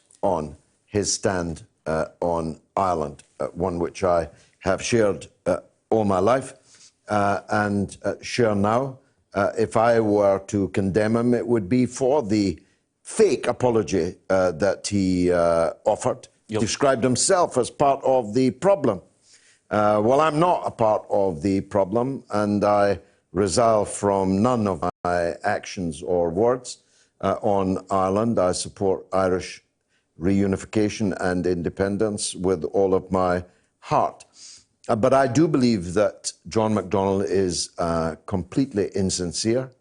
I think he's a fake, a phony, and I think he has been, when the history comes to be written, and I'm talking about roughly January of next year, when people right from the center of events will have been sacked and now will emerge to write their memoirs, their diaries, and so on. I think you'll be shocked at the reputational damage that John McDonnell will suffer very, very quickly after an expected Labour defeat on January the 12th. Of course, I'm hoping there will be no Labour defeat on January the 12th, but I'm not going to lie to you. I expect one. Now, Mike is in South Carolina, wants to talk about Bloomberg. Mike, welcome. Hey, good day, George. Good day to you, my friend.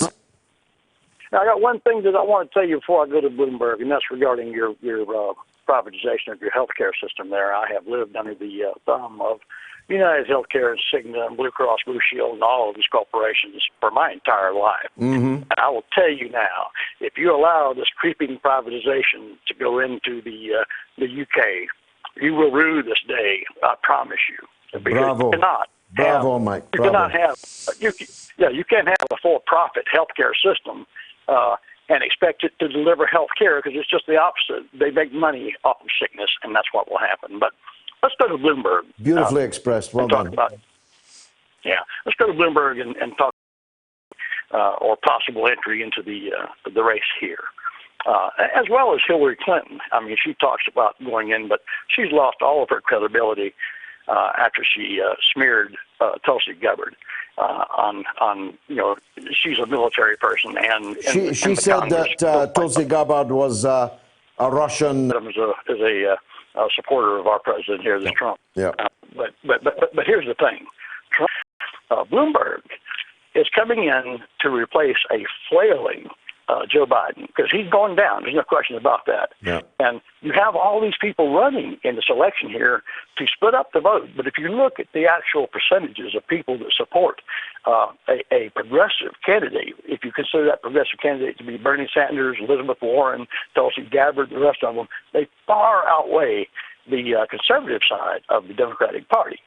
But here's what can happen. And I don't know if you remember the 2016 election, but they only too well. I'm sorry. Oh, yes. They stole the election from Bernie Sanders in 2016, and they did it by way of superdelegates. Yeah. And they counted them in every primary, which always gave Hillary Clinton the lead, although she didn't have one. It was like putting a finger on the scale. Now, this year, this election is going to be a little bit different because the Democratic Party was under such scrutiny and stuff that they decided not to use the superdelegates in the first ballot. Until the second ballot, yes. That's exactly right. So that's now why here's they the put deal. up so many candidates to more sure Exactly a right. second ballot. That's right, because at that time, the establishment Democratic Party can pull away from the progressive side of the Democratic Party that has all the support, and that's why they're in there. But Bloomberg doesn't have a snowball's chance in hell of actually getting through this election and winning it. Okay, not a Cool. Either or not. Yeah. And that affected me all my childhood and most of my adult life. But what I've come to realise is that Labour are doing absolutely nothing for us. They've had control of our local councils around here in the North East for years, as you know. They were in power for X amount of years when, it's just me humble opinion, but I mean, John Smith, I believed every word that man used to say, and it sounded like he was going to make the world a better place, but he died suddenly, and then Blair was in power, and then we were just at war on that for years. Nothing changed. We were promised loads. We had lots of white elephants built around and things like that. I'm a true believer in democracy. I'm in the Labour heartland. I've 100% voted to leave the EU because I understand it for the technocratic tyranny that it is. And Well, I think that's a very, very powerful call, James. So there was nothing humble about your opinion.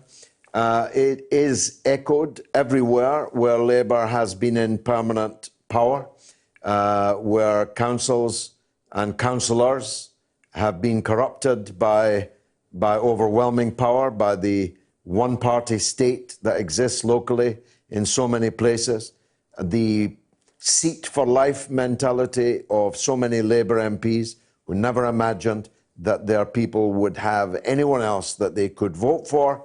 As soon as the possibility came in the Brexit referendum of people expressing a clear rejection of the status quo, they took it. Adam. Well, again, it's so interesting because at this very time of night last week, we had another caller from a Labour constituency speaking a lot of sense. Yeah. And we've just heard a lot of sense because the people in Labour, I call it the North London Mafia, not because it's an insult to organised crime because mafia implies organisation. And it was Disraeli who called the Conservative Party of the 1840s an organised hypocrisy. I suppose you could call the Labour Party of today a disorganized hypocrisy, but throughout the Midlands and the North and South Wales and even other parts of Britain, there is this feeling of betrayal, and it didn't happen overnight. Brexit wasn't the camel. Brexit was the straw that broke the camel's back, and the heaving up of the straw, the gathering of this straw, really began, as the caller said, when John Smith died in '94 and Tony Blair began his project. Brexit was a wake-up call for all of the parties. Theresa May didn't hear it. Boris Johnson clearly has. Jeremy Corbyn, weirdly, used to be much stronger of a Brexiteer than Boris Johnson. When Boris Johnson wasn't particularly interested in Europe, Corbyn, like yourself, was voting against the horrible Maastricht Treaty in '92, while John Major was the hypocrite of the day who won by the skin of his teeth. But now you've got a situation where Corbyn is leading a pro-Remain party that doesn't have the decency to call themselves Well, that. some of them do. Some of them are carrying banners saying, vote me, I'm Remain. At an individual level. Yeah. And then there's Emily Thornbury, who went parading around Brighton. Corporal Paul Mason, there was Emily Thornbury in her EU nightdress on the front. I want to take, we've got to clear the decks for a legend, as you know. The legend, that is Norma in Bristol. We've lost her. Let's go to Adil in Oregon. Adil, welcome. Hi, thank you, George. It's really a pleasure talking to you. Very welcome, sir. Go ahead. This is mainly a question, but it's, I guess maybe it's a straw man proposition that I hope you can, talk about. Okay. I wanted to ask you, what do you think about, I'm very confused about the state of U.S. politics right now. I feel like the Democrats, there's a wing of the Democrats that are falling maybe too far left because there are propositions that they're making on their platforms that I don't know if they can handle all at once. A Green New Deal. I don't know. They're projecting significant increases in average wages, and at the same time, free education, and at the same time, the healthcare issue, which for me is important. Actually, that and climate change. But how do you balance all of that at the same time? And at the same time, obviously there's a part of the U.S. that has to do with military spending and its hegemony, and I don't know how I know you've criticized the U.S. a lot of times in some of its militaristic endeavors around the world, and I actually do admit that that's the case in many cases, but at the same time I'm wary of a lack of complete hegemony. I'm asking, what is the appropriate threshold? Because I look at the world today, I don't see a lot of inspiring, powerful actors. And to me, the U.S. is the most forthright, capable power that can keep a lot of countries in check, in line, into a bigger project of universal democracy, which I happen to believe in. So I wanted to ask, take it back. Yeah, Adil, only because of the hour, I need to bring your call to a close. I'm not sure, if you'll forgive me, whether to laugh or cry at your idea that the U.S. as a universal policeman has played any kind of benign role anywhere, least of all for democracy. The truth of the matter is the United States has destroyed democracy in place after place, theater after theater, has drowned whole populations in blood, has scarcely stopped being at war almost since its inception, but certainly since the end of the Second World War. It has overthrown elected governments. It has murdered elected presidents. It has subverted the political process in many, many countries. And it is currently engaged in just a few steps short of military hostilities against both China and Russia, precisely because it refuses to cede what you yourself call hegemony. So we are profoundly on different pages, you and I just wish we had more time to discuss it. I'm sorry I can't let you back in, but do call next week and we can continue it. I need to hear from the legend that is Norma in Bristol. Go ahead, Norma. Hello, George. I'm the only woman, calling. Yeah, and it's not good. It's not good. I'll make a particular effort next week to call for more women callers. But you are the only legend also. Oh, I don't know. So go on. Well, it's difficult because you had a caller called Russell from Wales who called supporting Labour, and you had another one, I wrote it down, Chris from Redcar, who might now vote Tory, a Labour bloke. Yeah. Now, why? You talked about Labour Party culture, and in the Labour Party manifesto for the many, I think it really is in working class interest to vote Labour. I did vote Brexit. I don't like the Labour Party policy, but they've now chosen to stick with them because the alternative is not for me,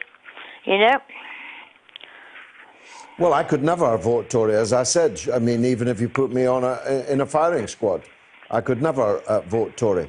But you'd have to put me in front of a firing squad to get me to vote for, any one of 120 Labour MPs if I lived in their area. Well, yeah, I would who would you vote for in Derby? You wouldn't vote Labour in Derby North, would you? I vote for Chris Williamson. No, he's not. He's up as independent. I wouldn't vote for Margaret Hodge. No, and you would vote for Chris Williamson. So we've already agreed the principle that it's not vote Labour everywhere. Can't be. No, I know, If but Tony you Blair see- came back as a candidate, you wouldn't advocate voting for him. No. And he could. He's still in the Labour Party. He said he might make a comeback. So it's about who and where, isn't it? I know, but it is about who and where, I agree. But it's a bit like a marriage because everything's not perfect, but you wouldn't want a divorce, would you? No, it's that's very right. difficult. No, but that's right. But we're not talking about a husband No. or errant wife or errant husband. We're talking about discovering that your MP is a murderer. We're talking about discovering that your MP supports arming Saudi Arabia to murder Yemeni children. That's a bit different from continuing in a marriage where your husband's habits annoy you, isn't it? Yeah, I know, but we're not talking about Mr. Blair now because he's not putting up with neither am I MP. talking about him. I'm talking about today's MPs. 120 of them broke the Labour three-line whip to stop selling weapons to Saudi Arabia with which to kill children in Yemen. Now, that same 120 are running for election. Therefore, they're accomplices to murder. Well, yeah, I know, but the thing is, I just think that the manifesto that the Labour Party has got it's great. is okay. No, And, I'd go further. I'd take it much further, and I would prioritise some things that they have not. The WASPy women, for example, should have been in the manifesto. I'd spend a bit less on students, I must tell you, even though I'm leading an open university here. I'd spend more on pensioners and so on. But by and large, it's a great manifesto, Norma. The problem is, I'm being asked to vote for individual candidates who I know from bitter past experience are in blood, literally or metaphorically. That's the problem. but there may be Tories who voted exactly the same. Yeah, but I would never vote Tory, so that doesn't count for me. That doesn't count for me. Anyway, Norma. It's difficult. It's very difficult. Yeah, everyone must make I have decided to vote Labour. up their mind. Okay, you've decided to vote Labour. I'm voting for me, but that's another matter. Thanks very much indeed for that call. The second poll has closed. Links is the ad campaign for Christmas that Prince Andrew should front up. Now, that's the obvious one because he says he doesn't sweat and therefore it couldn't have been him, Your Honour. So a third of you think he should advertise Links. 61% of you think he should advertise Pizza Express. Pizza Express were on the rack, you know, before all this happened. There was talk of them going into administration. I'm not sure if this is good publicity, Adam, or bad publicity. There's no such thing as bad publicity. Perhaps not. Perhaps it will help. Let's look at the next annual results of Pizza Express. Tyrac, only 5%, but then only old fogies, young fogies like Adam wear ties any longer. Well, only when I'm in London, not when I'm at Mr. Epstein's house in Florida. Not when you're out ratting in the countryside with your aristocratic friends.